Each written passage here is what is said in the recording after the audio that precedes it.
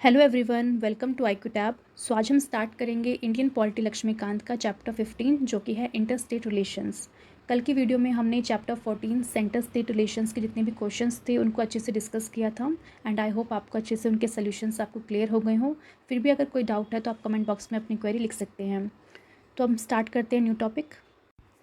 तो इस चैप्टर में इंटर स्टेट रिलेशंस में आपको देखने को मिलेगा कि किस तरीके से दो स्टेट्स के बीच में कैसे रिलेशंस को बनाए रखना ज़रूरी है और सेंटर की क्या क्या रोल है उस रिलेशन को मेंटेन करने में, और कॉन्स्टिट्यूशन में किस तरीके के प्रोविजंस दे रखे हैं। ठीक है, तो जैसा कि हम जानते हैं कि जो हमारा इंडिया का जो फेडरल सिस्टम है वो फेडरल सिस्टम अगर अच्छे से फंक्शन कर सकता है तो वो डिपेंड करता है इस चीज़ में कि कैसे रिलेशंस है एक सेंटर और स्टेट के बीच में और एक स्टेट और दूसरे स्टेट के बीच में। ठीक है, तो यहाँ पे बताया गया है कि अगर फेडरल सिस्टम को सक्सेसफुली फंक्शन करना है तो बहुत ज़रूरी है कि एक हार्मोनियस रिलेशन होना चाहिए सेंटर स्टेट और डिफरेंट स्टेट्स के बीच में, और साथ ही साथ कोऑपरेशन होनी चाहिए। ठीक है, कि सब मिलके अपना अपना कोऑपरेट करें।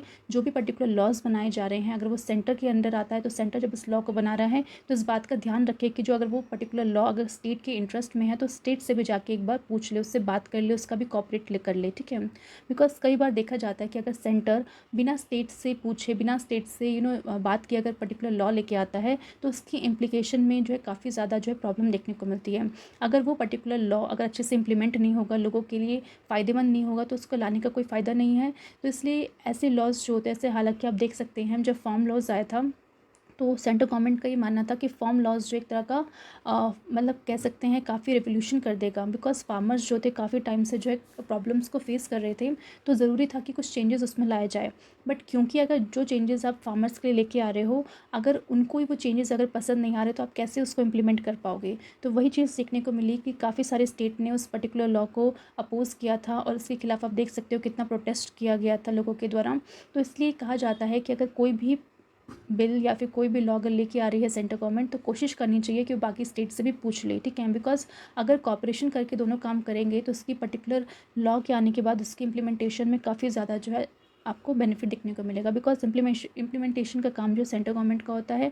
अगर सेंट्रल गवर्नमेंट उस पर्टिकुलर बिल से खुश है तो अच्छे से उसको इम्प्लीमेंट भी करेगी। ठीक है, और क्योंकि हम जानते हैं फार्म लॉज के बाद में स्टे लगा दिया गया था, सुप्रीम कोर्ट ने अभी तक उस पर कोई बातचीत नहीं की है। ठीक है, तो ऐसे लॉ को लाने का कोई फ़ायदा नहीं है जहाँ पे स्टेट की रजामंदी ना हो, अगर स्टेट ही उससे खुश ना हो। ठीक है, तो ये सब हमें देखने को मिला, बट कोशिश ये की जानी चाहिए और हमारा फेडरल सिस्टम जो है उसको अगर स्ट्रॉन्ग बनाना है तो उसको स्ट्रॉन्ग बनाने के दो ही एक कह सकते हैं दो ही एक इम्पॉर्टेंट पॉइंट्स हैं। पहला कि हार्मोनियस रिलेशन स्टैब्लिश होने चाहिए सबके बीच में, सेंटर स्टेट और डिफरेंट स्टेट के बीच में, एंड दोनों के बीच में कॉपरेशन अच्छे से होना चाहिए।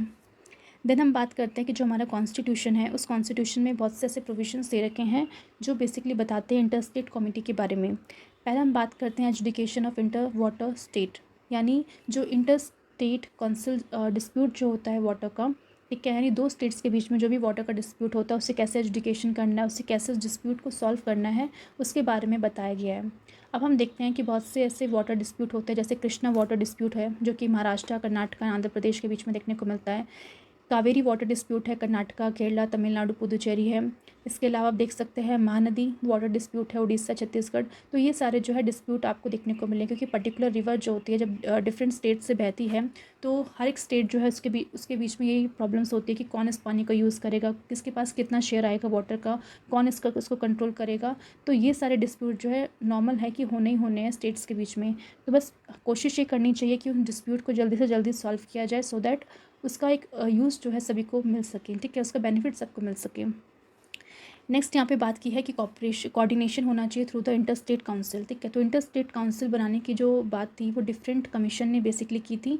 जैसे कि हम देख सकते हैं ARC कमीशन आई थी, उसके बाद आप देख सकते हैं राजमन्नार कमेटी बनाई गई थी। सरकारिया कमीशन ने तो अपनी रिकमेंडेशन में इस चीज़ पर जोर दिया था कि इंटर स्टेट काउंसिल बननी चाहिए, एंड हमारी जो सेंट्रल गवर्नमेंट थी उसने इस चीज़ को एक्सेप्ट भी किया था। फाइनली 1990 में जो है इंटर स्टेट काउंसिल को बनाया भी किया।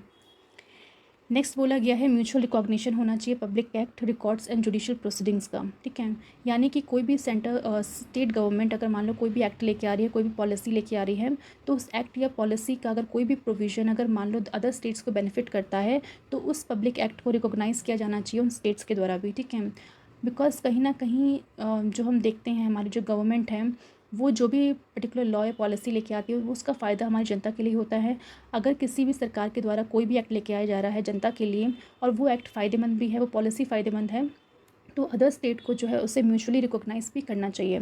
सिमिलरली जो रिकॉर्डिंग्स होती हैं, जो जुडिशियल प्रोसीडिंग्स होती हैं, यानी जो भी स्टेट की जुडिशरी होती है, जैसे हाई कोर्ट हो गया या सबॉर्डिनेट कोर्ट हो गए, उनके द्वारा जो भी प्रोसीडिंग्स की जाती है, उस प्रोसीडिंग का अगर मान लो कोई भी जजमेंट है वो अगर काफ़ी अच्छा है तो अदर स्टेट की जुडिशरी जो है चाहे तो उस जजमेंट को अपने जजमेंट में जो है यूज़ कर सकती है। ठीक है, तो इस तरीके से म्यूचुअली रिकॉग्निशन होना चाहिए एक दूसरे के एक्ट का, जो भी रिकॉर्ड्स दिए गए हैं, फिर जो भी जुडिशियल प्रोसीडिंग्स दी गई हैं। नेक्स्ट बात की जाती है freedom of inter state trade, commerce and intercourse, यानी दोनों मतलब स्टेट्स के बीच में जो भी ट्रेड होता है, जो भी कॉमर्स होता है, जो भी इंटरकोर्स होता है, उसके ऊपर जो है फ्रीडम देनी चाहिए। बिकॉज अगर फ्रीडम होगी तो गुड्स और सर्विसेज जो है आसानी से एक स्टेट से दूसरे स्टेट मूव कर पाएंगी, और जितना ज़्यादा ट्रेड होगा उतना ज़्यादा बेनिफिट होगा, उतना ज़्यादा इकॉनमी को बेनिफिट होगा और लोगों की इनकम बढ़ेगी, एम्प्लॉयमेंट जनरेट होगी, तो सब चीज़ में जो है फ़ायदा देखने को मिलेगा। ठीक है, इन सब के अलावा हम कह सकते हैं कि हमारी जो पार्लियामेंट है उसको कहीं ना कहीं कहा गया है कि जोनल काउंसिल को इस्टेब्लिश किया जाना चाहिए, और जोनल काउंसिल को कौन इस्टेब्लिश करेगा, तो वो पावर जो है बेसिकली हमारे पार्लियामेंट को दी गई है। और साथ ही साथ इसका मेन पर्पस जो है जोनल काउंसिल बनाने का वो ये है कि इंटर स्टेट की कोऑपरेशन कोऑर्डिनेशन को बूस्टअप मिलेगा। ठीक है, तो जैसे कि हमने कहा कि इंटर स्टेट को के बीच में हारमोनी बनानी है, कोऑपरेशन बनानी है, तो कैसे की जाए, तो जोनल काउंसिल आप हम यहाँ पे डिटेल में पढ़ेंगे कि जोनल काउंसिल बेसिकली कैसे बनाई जाती है, किस तरीके से ये काम करती है, क्या क्या ऑब्जेक्टिव्स होते हैं और किस तरीके से हेल्प करती है स्टेट्स के बीच में कोऑपरेशन और कोऑर्डिनेशन को डेवलप करने में। ठीक है, तो अभी के लिए आपको बस ये पता होना चाहिए कि पार्लियामेंट जो है जोनल काउंसिल को बना सकती है। तो सबसे पहले हम बात करते हैं इंटर स्टेट वाटर डिस्प्यूट की। तो आर्टिकल 262 के तहत आपको देखने को मिलेगा कि हमारे कॉन्स्टिट्यूशन में लिखा गया है कि किस तरीके से एजुडिकेशन करना है इंटर वाटर डिस्प्यूट का। ठीक है, तो इंटर स्टेट वाटर डिस्प्यूट्स अगर होते हैं तो उस केस में कैसे उसका एजुडिकेशन किया जाएगा, वो बातें हमारे कॉन्स्टिट्यूशन में लिखी हुई हैं। सबसे पहले यहाँ पे बात की गई है कि जो हमारा पार्लियामेंट है उसको बेसिकली बोला गया है कि पार्लियामेंट जो है बाय लॉ प्रोवाइड करेगा for the adjudication of any dispute और complaint with respect to the use, distribution and the control of water of any inter state river and river valley, यानी जो भी इंटर स्टेट रिवर जो बहती है या फिर कोई रिवर वैली है, उसका जो पानी है किस तरीके से कौन कौन यूज़ कर सकता है, कैसे कैसे इसको डिस्ट्रीब्यूट करना है, यानी कितना % ऑफ शेयर जो है पानी कौन सा स्टेट यूज़ करेगा और कौन होगा जो बेसिकली इसको कंट्रोल करेगा, उसके बारे में जो एक पर्टिकुलर लॉ लाने का जो काम है वो हमारे पार्लियामेंट को दिया हुआ है, सो दैट उनके बीच में जो भी डिस्प्यूट ना हो। ठीक है, फिर बात की गई है कि सेकंड बोला गया है कि जो हमारा पार्लियामेंट है उसको बेसिकली कहा गया है कि वो चाहे तो एक पर्टिकुलर लॉ के दौरान बोल सकता है कि उस जो भी जुरिडिक्शन होता है इंटर स्टेट वाटर डिस्प्यूट का, तो उस केस में जो भी सुप्रीम कोर्ट होता है या फिर जो भी अदर कोर्ट्स होते हैं वो अपना जुरिडिक्शन यहाँ पे एक्सरसाइज नहीं कर सकते। यानी कि जो भी इंटर स्टेट वाटर डिस्प्यूट होते हैं उन डिस्प्यूट को सॉल्व करने के लिए ना ही सुप्रीम कोर्ट ना ही कोई अदर कोर्ट जैसे हाई कोर्ट हो गया, सबॉर्डिनेट कोर्ट, वो उस पर्टिकुलर डिस्प्यूट को सॉल्व नहीं कर सकते। इन डिस्प्यूट को सॉल्व करने की मेन पावर किसके पास है, पार्लियामेंट के पास है। ठीक है, तो ये सब हमारे कॉन्स्टिट्यूशन में बोला गया है। सो दैट अगर मान लो सुप्रीम कोर्ट और हाई कोर्ट को ये दे दिया जाएगा कि भाई आप इंटर स्टेट वाटर डिस्प्यूट को सॉल्व करो, तो आप खुद सोच सकते हो कि ऑलरेडी हमारे सुप्रीम कोर्ट हाई कोर्ट में इतने सारे केसेस पेंडिंग होते हैं, अगर ये डिस्प्यूट भी सुप्रीम कोर्ट हाई कोर्ट के पास चले जाएंगे तो आप सोच सकते हो कब जाके इसके फैसले सुनाए जाएंगे। ठीक है, ऑल्दो हमारे जो केसेस है इतने ज़्यादा जो हैं खिंच जाते हैं, सुनवाई इतनी लेट होती है, तो ये ऐसे डिस्प्यूट है जिनका सोल्यूशन निकलना जो है टाइम पे बहुत ज़रूरी है। अगर टाइम पे सोल्यूशन नहीं निकला तो आप सोच सकते हो स्टेट के बीच में कितनी सारी लड़ाइयाँ हो सकती है पानी को लेकर कि भाई हमारे यहाँ तो पानी कम आ रहा है, किसके यहाँ ज़्यादा पानी आ रहा है। तो ज़रूरत है कि पार्लियामेंट जो है कुछ ना कुछ करके जो है यहाँ पे इन दोनों स्टेट्स के बीच में, जो भी स्टेट्स के बीच में डिस्प्यूट हो रहा है उसको जल्दी से जल्दी रिजॉल्व करें। ठीक है, फिर हम देखते हैं जो हमारी पार्लियामेंट है उसने इन दोनों चीज़ों के लिए जो है पर्टिकुलर एक्ट भी लाए हैं। सबसे पहले जो एक्ट लाया गया उसकी हम बात करते हैं वो है रिवर बोर्ड एक्ट 1956। तो जो रिवर बोर्ड एक्ट 1956 है इसका काम बेसिकली क्या है, तो ये एक्ट जो है कहीं ना कहीं प्रोवाइड करता है एस्टैब्लिशमेंट ऑफ रिवर बोर्ड, यानी रिवर बोर्ड को बनाया जाता है for the regulation and the development of inter state river and river valley, यानी किस तरीके से जो इंटर स्टेट रिवर है या फिर जो रिवर वैलीज़ है उनका उसको कैसे डेवलप करना है और कैसे उसको रेगुलेट करना है, उसका काम रिवर बोर्ड का होता है। ठीक है, यानी अगर मान लो दो स्टेट्स हैं हमारे, उसके बीच में कोई पर्टिकुलर रिवर बह रही है, तो उस रिवर को कैसे रेगुलेट करें कि भाई पानी अच्छे से यूज़ में आ पाए और उसको फर्दर डेवलपमेंट कैसे करें, वो काम हमारा किसका होगा, रिवर बोर्ड का होगा, ठीक है। एंड ये जो रिवर बोर्ड है उसको स्टैब्लिश कौन करेगा, सेंट्रल गवर्नमेंट करेगी। किसके रिक्वेस्ट में करेगी, स्टेट गवर्नमेंट के रिक्वेस्ट में, यानी जो भी कंसर्न स्टेट हैं, यानी जिन भी स्टेट के बीच में वो पर्टिकुलर रिवर बह रही है या फिर पर्टिकुलर रिवर वैली वहाँ पे उस स्टेट में है, तो वो चाहें तो सेंट्रल गवर्नमेंट से रिक्वेस्ट कर सकते हैं कि भाई यहाँ पे आप रिवर बोर्ड स्टैब्लिश कर दो। एंड वो रिवर बोर्ड क्या करेगी, कहीं ना कहीं हेल्प करेगी कि कैसे उस पानी को रेगुलेट करना है, कैसे उसका डेवलपमेंट करना है, ठीक है। तो यहाँ पे हमने देखा रिवर बोर्ड एक्ट 1956। सेकेंड जो एक्ट आया था वो बेसिकली कह रहा था inter state water dispute act 1956, जो काफ़ी ज़्यादा न्यूज़ में भी रहता है, बिकॉज हम देखते हैं काफ़ी सारी वाटर रिलेटेड जो डिस्प्यूट स्टेट्स के बीच में चलती रहती हैं, ठीक है। तो इस एक्ट में बेसिकली बोला गया है कि यहाँ पे जो है पावर किसको मिली है, सेंट्रल गवर्नमेंट को मिली है कि वो सेटअप कर सकते हैं कोई भी एडहॉक ट्रिब्यूनल को। ट्रिब्यूनल बेसिकली क्या होते हैं, ये एक तरह का कह सकते हैं क्वाजी जुडिशरी होते हैं ये, यानी कि इनके पास पावर होती है कि कोई भी डिस्प्यूट हो उसको सॉल्व कर सकते हैं, ठीक है। तो जिस तरीके से सुप्रीम कोर्ट होते हैं उनके पास पावर होती है जुडिशरी का, किस तरीके से वो जो जस्टिस प्रोवाइड कर सकते हैं, तो ये भी ट्रिब्यूनल भी उस तरह का काम करता है। अगर मान लो कोई भी छोटा मोटा डिस्प्यूट है उसे सॉल्व करना हो तो ट्रिब्यूनल बना के जल्दी से जल्दी टाइमली उसे सॉल्व किया जा सकता है, ठीक है। तो इसलिए सेंट्रल गवर्नमेंट के पास पावर है कि वो एडहॉक ट्रिब्यूनल बना के जो भी डिस्प्यूट है दो स्टेट्स के बीच में या फिर दो से ज़्यादा स्टेट्स के बीच में रिलेटेड टू द वाटर, कि कैसे उस पानी को यूज़ करना है, इंटर स्टेट रिवर का जो पानी है या फिर रिवर वैली का पानी है, तो उस केस में ट्रिब्यूनल हेल्प करेगा उन डिस्प्यूट को सॉल्व करने में, ठीक है। एंड जो भी डिसीजन बेसिकली आएगा ट्रिब्यूनल का, it would be binding, final होकर binding on the party of the dispute, यानी जो भी पार्टीज़ के बीच में डिस्प्यूट है उन पार्टीज़ को बेसिकली ट्रिब्यूनल के डिसीजन को बाइंडिंग है उन पर, यानी कि उन्हें मानना ही मानना पड़ेगा, ठीक है। ऐसा नहीं है कि भाई वो मना कर दे कि भाई हम तो इस डिसीजन को नहीं मानेंगे, नहीं, ऐसा नहीं हो सकता। बिकॉज एक तो एक ट्रिब्यूनल बनाया गया है, ऊपर से ट्रिब्यूनल ने इतनी मेहनत करके दोनों के जो बीच के जो डिस्प्यूट है उसको सॉल्व करने की कोशिश की, ऊपर से आप बोल दो कि भाई हम नहीं मानेंगे तो फिर फ़ायदा ही क्या रहेगा। इसलिए जो है ट्रिब्यूनल के डिसीजन को फाइनल और बाइंडिंग बनाया गया पार्टीज़ के ऊपर, ठीक है। देन यहाँ पे बोला गया है कि neither the supreme court nor any other court is to have jurisdiction in respect of any water dispute which may be refer to such a tribunal under this act, ठीक है। यानी ट्रिब्यूनल को इस एक्ट के तहत जो भी dispute मिला हुआ है, इंटरस्टेट वाटर डिस्प्यूट का जो भी केस मिला हुआ है, उस पर्टिकुलर केस को जो है सुप्रीम कोर्ट या फिर कोई अदर कोर्ट जुडिक्शन नहीं कर सकती, यानी उसे उस पर्टिकुलर डिस्प्यूट को सिर्फ और सिर्फ ट्रिब्यूनल के द्वारा ही सॉल्व किया जाएगा, ठीक है। और क्या रीज़न है मैंने आपको भी बता ही दिया है, ठीक है। देन यहाँ पे बोला गया है कि जो नीड है फॉर एक्स्ट्रा जुडिशियल मशीनरी के to settle the inter water dispute, यानी कि जिस तरीके से देखा गया है कि नॉर्मली अगर मान लो कोई भी डिस्प्यूट होता है तो हम जुडिशरी के पास जाते हैं, चाहे वो आपकी सबॉर्डिनेट हो, हाई कोर्ट हो या फिर सुप्रीम कोर्ट हो, ठीक है। तो नॉर्मली डिस्प्यूट उनके पास से जाते हैं कि वो बेसिकली डिस्प्यूट को रिजॉल्व करेंगे। बट इस केस में जो भी इंटर स्टेट वाटर डिस्प्यूट है उसके लिए हम एक्स्ट्रा जुडिशरी मशीनरी को यूज़ कर रहे हैं, यानी हम ट्रिब्यूनल्स को बना रहे हैं so that inter state water dispute को सॉल्व किया जा सके। तो इसका रीज़न बेसिकली क्या दिया गया है, तो बोला गया है कि जो सुप्रीम कोर्ट है it would indeed have jurisdiction to decide any dispute between the state in connection with water supply and if legal rights or interest are concerned, ठीक है। तो नॉर्मली ये देखा जाता है कि जब भी कोई डिस्प्यूट होता है, ठीक है, दो लोगों के बीच में, तो उनके जो लीगल राइट्स हैं, उनके जो इंटरेस्ट है, उनको उससे बेसिकली बात होती है, ठीक है। मान लो कल को दो पर्सनस के बीच में लड़ाई हो रही है, तो जो भी उनके लीगल राइट्स है, जो भी उनके इंटरेस्ट है, उसको हार्म पहुंचा है, तो वो दो पर्सन जो है जाके सुप्रीम कोर्ट में अपनी याचिका जो है डाल सकते हैं कि भाई ये प्रॉब्लम है उन्हें, ठीक है। बट जब हम बात करते हैं दो स्टेट्स के बीच में डिस्प्यूट हुआ है, डिस्प्यूट किस चीज़ को लेके हुआ है, वाटर का, ठीक है। ऑल्दो वो जो दोनों स्टेट्स है वो भी अपने आप में एक लीगल एंटिटी है, ठीक है। बट जिस वे में उनका डिस्प्यूट हुआ है, जिसके लिए उनका डिस्प्यूट हुआ है, वो जो वाटर है वो कहीं ना कहीं जो है किसके इंटरेस्ट में है, वो लार्जर पब्लिक इंटरेस्ट में है, ठीक है। तो उस केस में ज़रूरी है कि उस पर्टिकुलर डिस्प्यूट को जो है सुप्रीम कोर्ट ना देखे, एक उसके लिए एक स्पेसिफिक बॉडी बनाई जाए जो उस पर्टिकुलर डिस्प्यूट जो है उसको ग्राउंड लेवल पर जाके देखे, ठीक है। बिकॉज जब भी आप देख सकते हो, जब भी वाटर डिस्प्यूट होता है तो उस केस में जो मेजर प्रॉब्लम्स ये निकल के आती हैं कि जो भी पानी उनके स्टेट में बह रहा है उसको बेसिकली यूज़ कैसे करना है, ठीक है।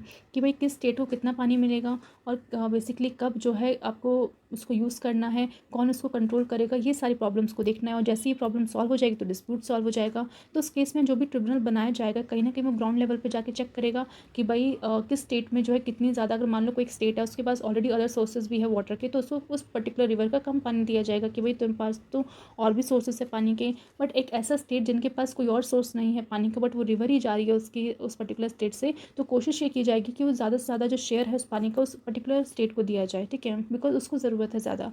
तो ये सब चीज़ें ग्राउंड लेवल पर जाके चेक करना ज़रूरी है। तो उसके लिए हम कह सकते हैं जो ट्रिब्यूनल बनाए जाते हैं वो इस चीज़ के ऊपर ज़्यादा स्पेसिफाई होते हैं कि उन्हें ग्राउंड लेवल पर जाके जो है चेक करना है और किस तरीके से फिर डिस्प्यूट को सॉल्व करके ले जाना है, ठीक है। और यही बातें जो आप देख सकते हो यहीं पे लिखी हुई हैं कि अगर मान लो लार्जर पब्लिक के इंटरेस्ट में कोई चीज़ होती है तो उस केस में जो है कोशिश की जाती है कि एक ऐसी स्पेसिफिक बॉडी बनाई जाए जो उस डिस्प्यूट को जल्दी से जल्दी रिजॉल्व कर ले, ठीक है। बिकॉज अगर सुप्रीम कोर्ट के पास ऐसा कोई केस जाएगा तो सुप्रीम कोर्ट में सॉल्व होने में तो टाइम लग जाएगा, और लार्जर पब्लिक का इंटरेस्ट है उस चीज़ में, तो आप कैसे इतना वेट करवा सकते हो, ठीक है। तो उस केस में ज़रूरत है कि उस पर्टिकुलर डिस्प्यूट को जल्द से जल्द जो है सॉल्व किया जाए ताकि लोगों को उसका फ़ायदा मिले, ठीक है। अब हम देखते हैं सो फार अभी तक 2019 की हम बात करें, अब तक सेंट्रल गवर्नमेंट ने 9 इंटरस्टेट वाटर डिस्प्यूट ट्रिब्यूनल को बनाया हुआ है, ठीक है। ऐसे ट्रिब्यूनल्स जो उस पर्टिकुलर इश्यूज़ को सॉल्व करे, जो भी वाटर का इशूज़ आ रहा है, ठीक है। तो अभी हम एक एक करके देखते हैं उसको।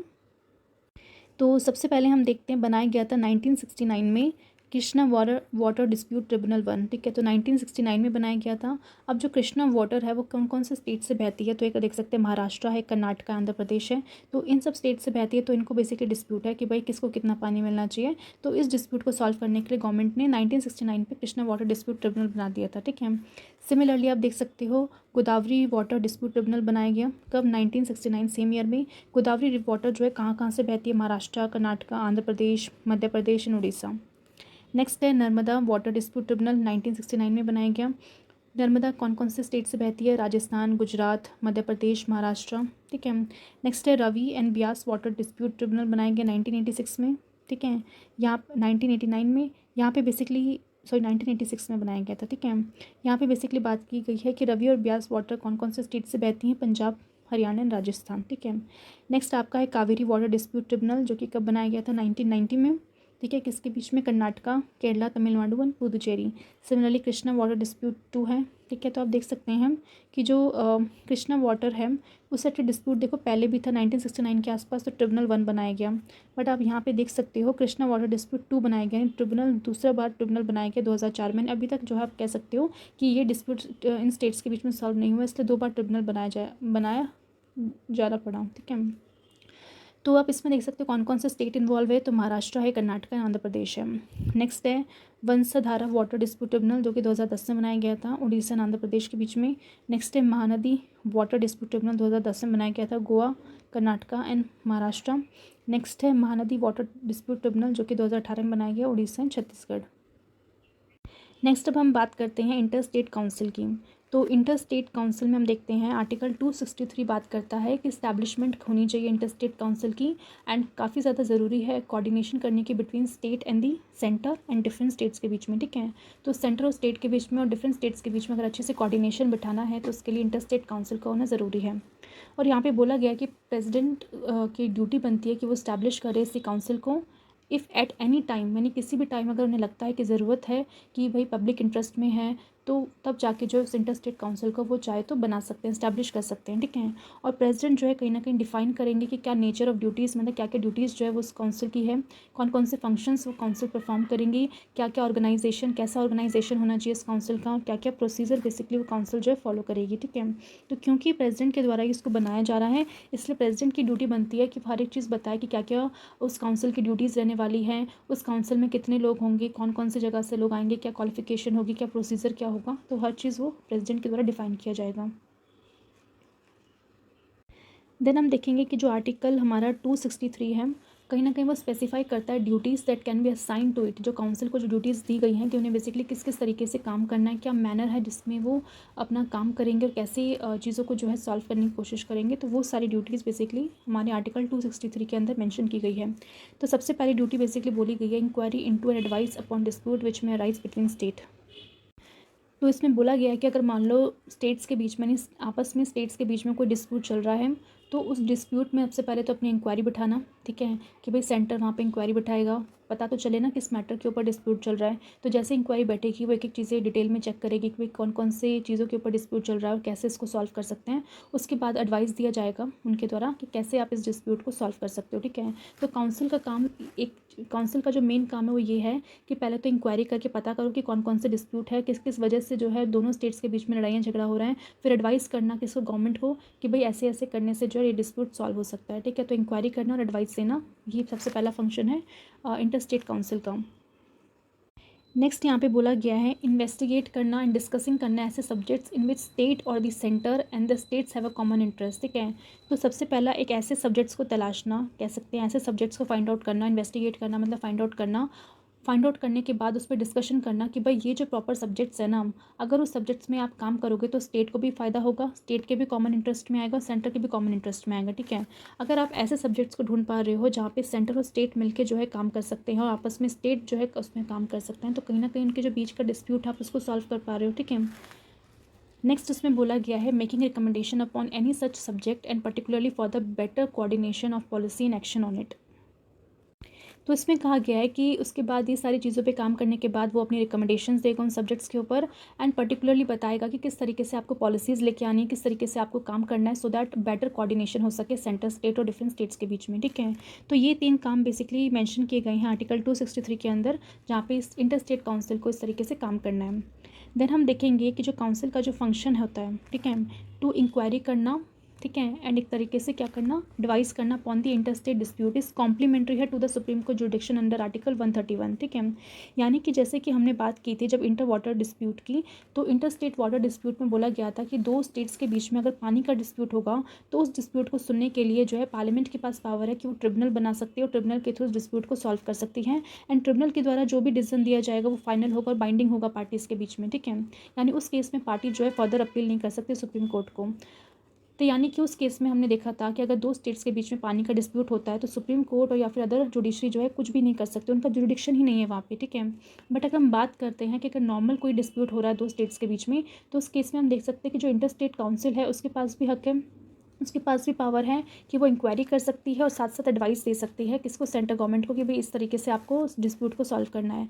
और यहाँ पे आपको एक चेंज देखने को मिलेगा कि सेम टू सेम यहाँ पे सुप्रीम कोर्ट को भी दिया गया है जुडिक्शन, यानी कि अगर 2 स्टेट के बीच में अगर डिस्प्यूट होता है पानी के अलावा, अगर पानी का डिस्प्यूट है तो सुप्रीम कोर्ट नहीं सुनेगा, बट पानी के अलावा अगर मान लो कोई भी डिस्प्यूट हो रहा है 2 स्टेट्स के बीच में, तो उस केस में सुप्रीम कोर्ट भी जो है अपने जुडिक्शन के अंदर अपनी जजमेंट दे सकता है। देन यहाँ पे लिखा गया है कि जो आर्टिकल 31 है, आर्टिकल 131 है, ये बेसिकली कहीं ना कहीं क्या डिसाइड करता है, एक legal controversy between the government, ठीक है। तो आर्टिकल 131 के तहत सुप्रीम कोर्ट को पावर मिली है कि वो भी जो है लीगल कंट्रोवर्सी, यानी कोई भी लीगल कंट्रोवर्सीज हो रही हैं 2 स्टेट्स के बीच में, उसको वो सुन सकता है, ठीक है। एंड यहाँ पे बोला गया है कि जो काउंसिल है can deal with any controversy whether legal हो या नॉन लीगल हो, ठीक है। यानी कि आपको देखो सबसे बड़ा डिफरेंस क्या देखने को मिल रहा है कि सुप्रीम कोर्ट सिर्फ लीगल कंट्रोवर्सीज जो हो रही हैं बिटवीन द गवर्नमेंट उसको डील कर सकता है, बट जो आपका इंटर स्टेट काउंसिल बनाया गया है वो लीगल के साथ साथ नॉन लीगल अगर कंट्रोवर्सीज हो रही हैं 2 स्टेट्स के बीच में या सेंटर स्टेट के बीच में उसको डील कर सकता है। यानी दोनों ही जो है आप कह सकते हो उसमें डिफरेंस देखने को मिलेगा, ठीक है। सेकंड डिफरेंस ये देखने को मिलेगा कि जो इंटर स्टेट काउंसिल बनाई गई है वो सिर्फ एडवाइजरी है, यानी वो सिर्फ अपनी एडवाइस दे सकती है कि भाई सेंटर गवर्नमेंट को इस तरीके से काम करना चाहिए या फिर इस तरीके से जो है 2 स्टेट्स के बीच में डिस्प्यूट को सॉल्व करना चाहिए। तो वो जो एडवाइस दी जाएगी इंटर स्टेट काउंसिल के द्वारा सेंटर स्टेट को, तो सेंटर गवर्नमेंट चाहे उस एडवाइस को फॉलो भी कर सकती है या फिर उसको इग्नोर भी कर सकती है, ठीक है। तो सेंटर गवर्नमेंट के ऊपर है। बट अगर हम यहाँ पे बात करें सुप्रीम कोर्ट की, तो सुप्रीम कोर्ट के द्वारा जो भी जजमेंट दिया जाएगा, बिकॉज अगर 2 स्टेट गवर्नमेंट के बीच में अगर कोई भी लीगल कंट्रोवर्सी आ रही है, उस लीगल कंट्रोवर्सी में जब आर्टिकल 131 के तहत सुप्रीम कोर्ट उसको सुनेगा, उसको जुडिक्शन के अंदर लेके आएगा, तो उस केस में जब सुप्रीम कोर्ट के द्वारा जो भी जजमेंट दी जाएगी तो वो बाइंडिंग होगी, तो दोनों सरकारों को वो चीज़ माननी ही माननी पड़ेगी, उस समय उसको मानने से इनकार नहीं कर सकती। तो ये आपको सबसे बड़ा डिफरेंस देखने को मिला इंटर स्टेट काउंसिल के बीच में। नेक्स्ट हम देखते हैं कि under the above provision of article 263, तो यहाँ पे बेसिकली अंडर आर्टिकल 263 जो हमारे प्रेसिडेंट है वो एस्टैब्लिश कर सकते हैं following councils to make recommendatory for the better coordination of policies and actions in related to the subject, यानी जो भी पर्टिकुलर सब्जेक्ट्स हैं उस केस में किस तरीके से जो है बेटर कोऑर्डिनेशन लाना है, कैसे पॉलिसीज़ अच्छे से बनानी है, तो उस केस में वो इन सब काउंसिल को स्टैब्लिश कर सकते हैं। वो सब काउंसिल क्या करेंगे, अपनी रिकमेंडेशंस देंगी, बिकॉज काउंसिल का नेचर क्या एडवाइजरी नेचर है, वो सिर्फ रिकमेंडेशंस ही दे सकती हैं। और उनकी रिकमेंडेशंस में आपको एक ही चीज़ देखने को मिलेगी जो बेसिकली बात करते हैं कि किस तरीके से बेटर कोऑर्डिनेशन होना चाहिए पॉलिसीज़ एंड एक्शंस का, ठीक है। तो सबसे पहले हम बात करते हैं यहाँ पे किया गया है centre council of health and family welfare. तो आप देख सकते हो प्रेसिडेंट ने ये सारी काउंसिल को स्टैब्लिश भी किया है। तो पहली काउंसिल जो बनाई गई थी वो हेल्थ एंड फैमिली वेलफेयर के उसमें बनाई गई थी। सेकंड बेसिकली बनाई गई थी centre council of local government, ठीक है, कि किस तरीके से अगर मान लो लोकल गवर्नमेंट में मतलब बेटर कोऑर्डिनेशन लाना है तो उस केस के लिए ये बनाया गया था, जिसमें आप देख सकते हो it is originally known as the central council of local self government 1954 में, ठीक है। तो इसको पहले किस नाम से जाना जाता था, central council of local self government, बाद में इसका नाम चेंज करके क्या रख दिया गया, central council of local government. उसके बाद देखते हैं 4 रीजनल काउंसिल्स बनाई गई, 4 किसके लिए, सेल्स टैक्स के लिए। कहाँ कहाँ पे, northern, eastern, western and southern zone में, ठीक है। तो आपको जो 4 जोन देखने को मिलेंगे, नॉर्थ, साउथ, ईस्ट, वेस्ट, तो यहाँ पे आपको देखने को मिलेगा क्या बनाया गया यहाँ पे, जोनल मतलब रीजनल काउंसिल्स को बनाया गया, सो दैट वो कहीं ना कहीं डील करे कि सेल्स टैक्स किस तरीके से लेना चाहिए और किस तरीके से जो है एक बेटर पॉलिसी लेके आनी चाहिए, सो दैट वो अच्छे से काम कर सके। देन आप देखोगे इस पर्टिकुलर काउंसिल ने क्या काम किया, तो central council of Indian medicine and the central council of homeopathy were established under the act of parliament, यानी जो पार्लियामेंट के द्वारा एक्ट बनाया गया था, इसमें इन दोनों काउंसिल को सेटअप किया गया। नेक्स्ट हम देखते हैं establishment of inter state council basically किससे की गई, ठीक है। तो जैसे कि हमने बात की थी कि सरकारी कमीशंस बेसिकली आया था सेंटर स्टेट के रिलेशंस को सॉल्व करने के लिए, सरकारी कमीशन को बैठाया गया था 1983 में, और 1983 में इसको बनाया गया था। फाइनली 1988 में इसने अपनी रिपोर्ट को सबमिट किया गया।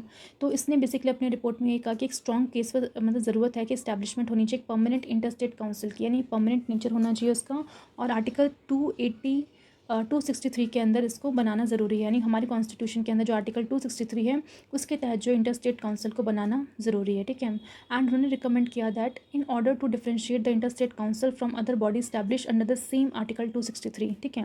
यानी जो आर्टिकल 263 है, जैसे कि अभी आपने ऊपर देखा था, जहाँ पे बेसिकली बोला गया था कि देखो इंटर स्टेट काउंसिल तो आर्टिकल 263 के बनाई गई है, बट आप देखोगे आर्टिकल 263 के अंदर और भी काउंसिल्स को बनाया गया है, ठीक है। जहाँ पे आप देख सकते हो प्रेसिडेंट के पास पावर थी कि वो अदर काउंसिल्स को जो है फॉर्म कर सकते हैं। जहाँ पे हमने देखा कि central council for health and family welfare, जो काउंसिल बेसिकली हेल्थ और फैमिली वेलफेयर पर ज़्यादा फोकस करेगी, उस पर काम करेगी। सिमिलरली फिर हमने देखा central council of local government, जो लोकल गवर्नमेंट में किस तरीके से बेटरमेंट लानी है उस पर काम करेगी।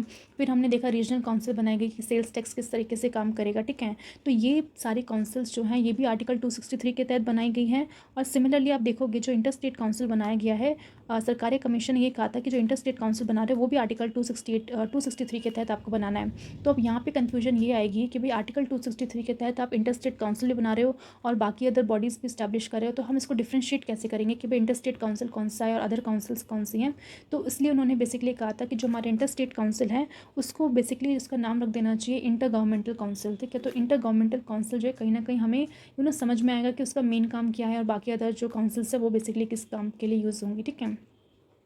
देन यहाँ पे बताया गया कि काउंसिल जो है उसने रिकमेंड किया, मतलब जो भी कमीशन बनाया, मतलब जो सरकारी कमीशन बनाई गई थी उस कमीशन ने बेसिकली रिकमेंड किया कि जो काउंसिल है उसकी ड्यूटीज़ जो होंगी वो किस तरीके से होंगी, जो भी हमने देखा है clause B and C under article 263।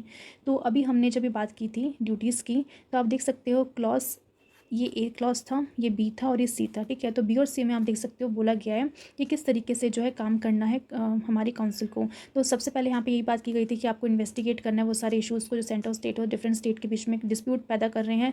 फिर उन डिस्प्यूट के ऊपर जो है आपको अपनी एडवाइस देनी है। देन आपको ऐसे सब्जेक्ट्स को बेसिकली फाइंड आउट करना है जो कॉमन इंटरेस्ट लेके आते हों। देन जो है आपको अपनी रिकमेंडेशंस देना है कि कैसे आप उस पर्टिकुलर स्टेट, सेंट्रल स्टेट और डिफरेंट स्टेट के बीच में आप बेटर कोऑर्डिनेशन लेके आते हो। तो ये सारी जो ड्यूटीज़ हैं, इन्हीं ड्यूटीज़ के बारे में हमारे कमीशन ने भी रिकमेंड किया था, ठीक है। उसके बाद देखते हैं कि ये सारी चीज़ें जब सरकारी कमीशन ने बता दी थी तो उसके बाद जो है इन रिकमेंडेशंस को फॉलो किया गया, और उस समय जो गवर्नमेंट थी जिन्होंने इस रिकमेंडेशन को फॉलो किया गया और फाइनली इंटर स्टेट काउंसिल को बनाया वो थी जनता दल गवर्नमेंट। तो जनता दल गवर्नमेंट जो उस समय रूल कर रही थी सेंटर में, और उसके जो हेड थे इस गवर्नमेंट के थे वीपी सिंह। तो वीपी सिंह ने जो है बेसिकली अपने गवर्नमेंट के तहत जो है इंटर स्टेट काउंसिल को बनाया 1990 में, ठीक है। अब आप देख सकते हो कि जो इंटर स्टेट काउंसिल बनाई गई है उसमें कौन कौन से मेंबर होंगे। तो सबसे पहले हम बात करते हैं चेयरमैन की। तो प्राइम मिनिस्टर जो होंगे एज अ चेयरमैन की तरह काम करेंगे, और चीफ मिनिस्टर्स होंगे यहाँ पे हर एक स्टेट के, बिकॉज ऑब्वियसली जो इंटर स्टेट काउंसिल बनाई जा रही है तो जो भी स्टेट के बीच में डिस्प्यूट है उसको सॉल्व करने के लिए बनाई जा रही है। तो इसलिए ज़रूरी है कि यहाँ पे हर एक स्टेट के चीफ मिनिस्टर्स को रखा जाए। देन यहाँ पे बोला गया कि चीफ मिनिस्टर्स होंगे यूनियन टेरिटरीज़ के जहाँ पे लेजिस्लेटिव असेंबलीज़ हैं, यानी आप देखोगे जैसे आपका दिल्ली है, पुदुचेरी है, ठीक है। यहाँ पे आपको जो लेजिस्लेटिव असेंबलीज़ देखने को मिलेगी और ये अपने आप में यूनियन टेरिटरीज़ भी हैं। तो जिन यूनियन टेरिटरीज़ में लेजिस्लेटिव असेंबलीज़ हैं उस लेजिस्लेटिव असेंबली के जो भी चीफ मिनिस्टर्स हैं वो भी इस काउंसिल के पार्ट होंगे। इसके अलावा ऐसे यूनियन टेरिटरीज़ जहाँ पे एडमिनिस्ट्रेटर्स हैं, ठीक है, बट लेजिस्लेटिव असेंबली नहीं है तो वहाँ के एडमिनिस्ट्रेटर्स का पार्ट होंगे। देन ऐसी स्टेट जहाँ पे प्रेसिडेंशियल रूल लगाया गया है तो उस प्रेसिडेंशियल रूल के वजह से वहाँ की स्टेट गवर्नमेंट तो कुछ काम कर नहीं सकते, इसलिए जो वहाँ के गवर्नर होंगे वो प्रेजेंट होंगे, ठीक है। इसके अलावा 6 सेंट्रल कैबिनेट के मिनिस्टर्स होंगे, ठीक है, जिसमें आपके होम मिनिस्टर्स भी होंगे जिसको अपॉइंट कौन करेगा, प्राइम मिनिस्टर। तो प्राइम मिनिस्टर अपॉइंट करेंगे उन 6 सेंट्रल कैबिनेट मिनिस्टर्स को। तो ये सारे लोग जो होंगे बेसिकली पार्ट होंगे इंटरस्टेट काउंसिल का। इसके अलावा जो कह सकते हैं 5 members of cabinet rank minister of state independent charge nominated किया जाएगा किसके द्वारा, bye the chairman of the council. तो चेयरमैन कौन है काउंसिल के, तो प्राइम मिनिस्टर हैं। तो कहीं ना कहीं हम कह सकते हैं प्राइम मिनिस्टर जो है नॉमिनेट करेंगे 5 ऐसे मिनिस्टर्स को जो कैबिनेट रैंक के होनी चाहिए या फिर मिनिस्टर ऑफ स्टेट होनी चाहिए इंडिपेंडेंट चार्ज वाले, ठीक है। And they are permanent invitees of the council, यानी काउंसिल में एज अ परमानेंट इन्वाइटीज़ की तरह काम करेंगे। नेक्स्ट यहाँ पे बोला गया है कि जो इंटर स्टेट काउंसिल होगी वो एक रिकमेंडरी बॉडी होगी, यानी सिर्फ वो रिकमेंड कर सकती है उन इश्यूज़ के ऊपर जो इश्यूज़ कहीं ना कहीं इंटर स्टेट यानी 2 स्टेट्स के बीच में हैं, या फिर सेंट्रल स्टेट के बीच में जो भी इश्यूज़ आ रहे हैं, या फिर सेंट्रल यूनियन टेरिटरीज़ के बीच में जो भी इश्यूज़ आ रहे हैं, उन इश्यूज़ के ऊपर सिर्फ अपनी रिकमेंडेशन देने का काम जो इस काउंसिल का होगा।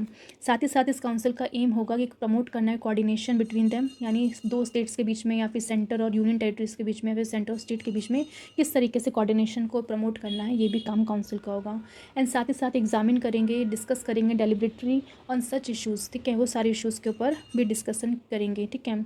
तो यहाँ पे जिस तरह से बोला गया है कि सबसे पहले इन्वेस्टिगेट करना है, ठीक है, एंड डिस्कस करना है ऐसे सब्जेक्ट्स जो कहीं ना कहीं स्टेट और सेंटर के लिए कॉमन इंटरेस्ट रखते हो। तो जैसे भी हमने पहले ही बात की थी कि इन काउंसिल का काम क्या है कि ऐसे सब्जेक्ट्स पे को देखना, उसको इन्वेस्टिगेट करना, डिस्कस करना जहाँ पे सेंटर का भी इंटरेस्ट है, स्टेट का भी इंटरेस्ट है।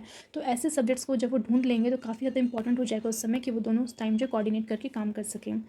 देन बेसिकली बोला जा रहा है कि making recommendation upon any such subject, मतलब फिर वो उस सब्जेक्ट के ऊपर अपनी रिकमेंडेशन देंगे सो दैट वो बेटर पॉलिसी और एक्शंस लेके आ सकें।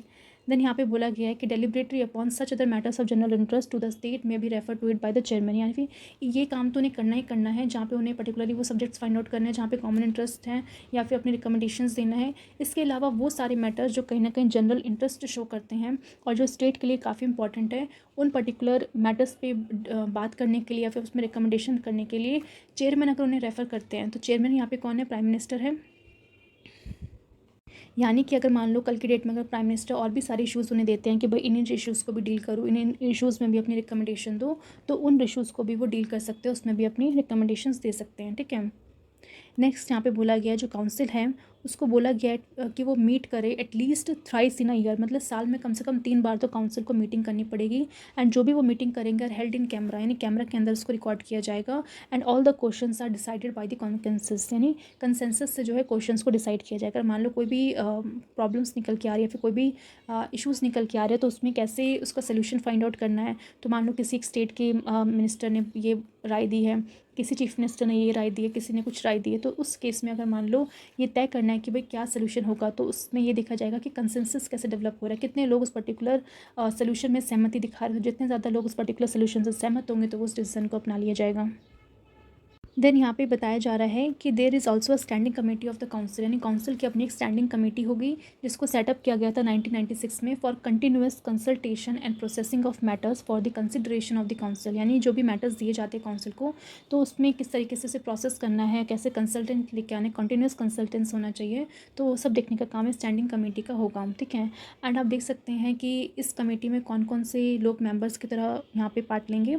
तो एक यूनियन होम मिनिस्टर होंगे इस कमेटी का चेयरमैन, इसके अलावा 5 यूनियन कैबिनेट मिनिस्टर्स होंगे और 9 यहाँ पे चीफ मिनिस्टर्स होंगे जो कि स्टैंडिंग कमेटी का पार्ट होंगे, ठीक है। देन हम देखते हैं कि जो काउंसिल है उसको असिस्ट किया जाएगा किसके द्वारा, एक सेक्रेटेरिएट के द्वारा, ठीक है, जिसको हम क्या कहेंगे इंटर स्टेट काउंसिल सेक्रेटेरिएट को उसको असिस्ट करेगा। एंड ये जो सेक्रेटेरिएट है उसको सेटअप किया गया था 1991 में and it is headed by secretary of the government of India, यानी गवर्नमेंट ऑफ इंडिया के जो सेक्रेटरी होते हैं वो इस सेक्रेटेरिएट को हेड करते हैं, यानी इस पर्टिकुलर सेक्रेटेरिएट में जो हेड होगा वो गवर्नमेंट ऑफ इंडिया का सेक्रेटरी होगा, इसके अंदर और भी मेंबर्स होंगे जो उसको असिस्ट कर रहे होंगे, ठीक है। तो ये सेक्रेटेरिएट कब बना दिया गया था 1991 में। फिर यहाँ पे बोला गया कि since 2011 it is also functioning as a secretariat of the zonal council, ठीक है। तो सबसे पहले तो ये सेक्रेटेरिएट काम किसके लिए कर रहा था, इंटर स्टेट काउंसिल के लिए। तो 1991 से उसने इंटर स्टेट काउंसिल के लिए काम किया। उसके बाद आप देख सकते हो 2011 से इसी सेक्रेटेरिएट का काम जो है एक और चीज़ कर दिया गया कि ना जोनल काउंसिल का भी काम सौंप दिया गया। तो जोनल काउंसिल अभी हम आगे जाके देखेंगे कि किस तरीके से बनाई गई।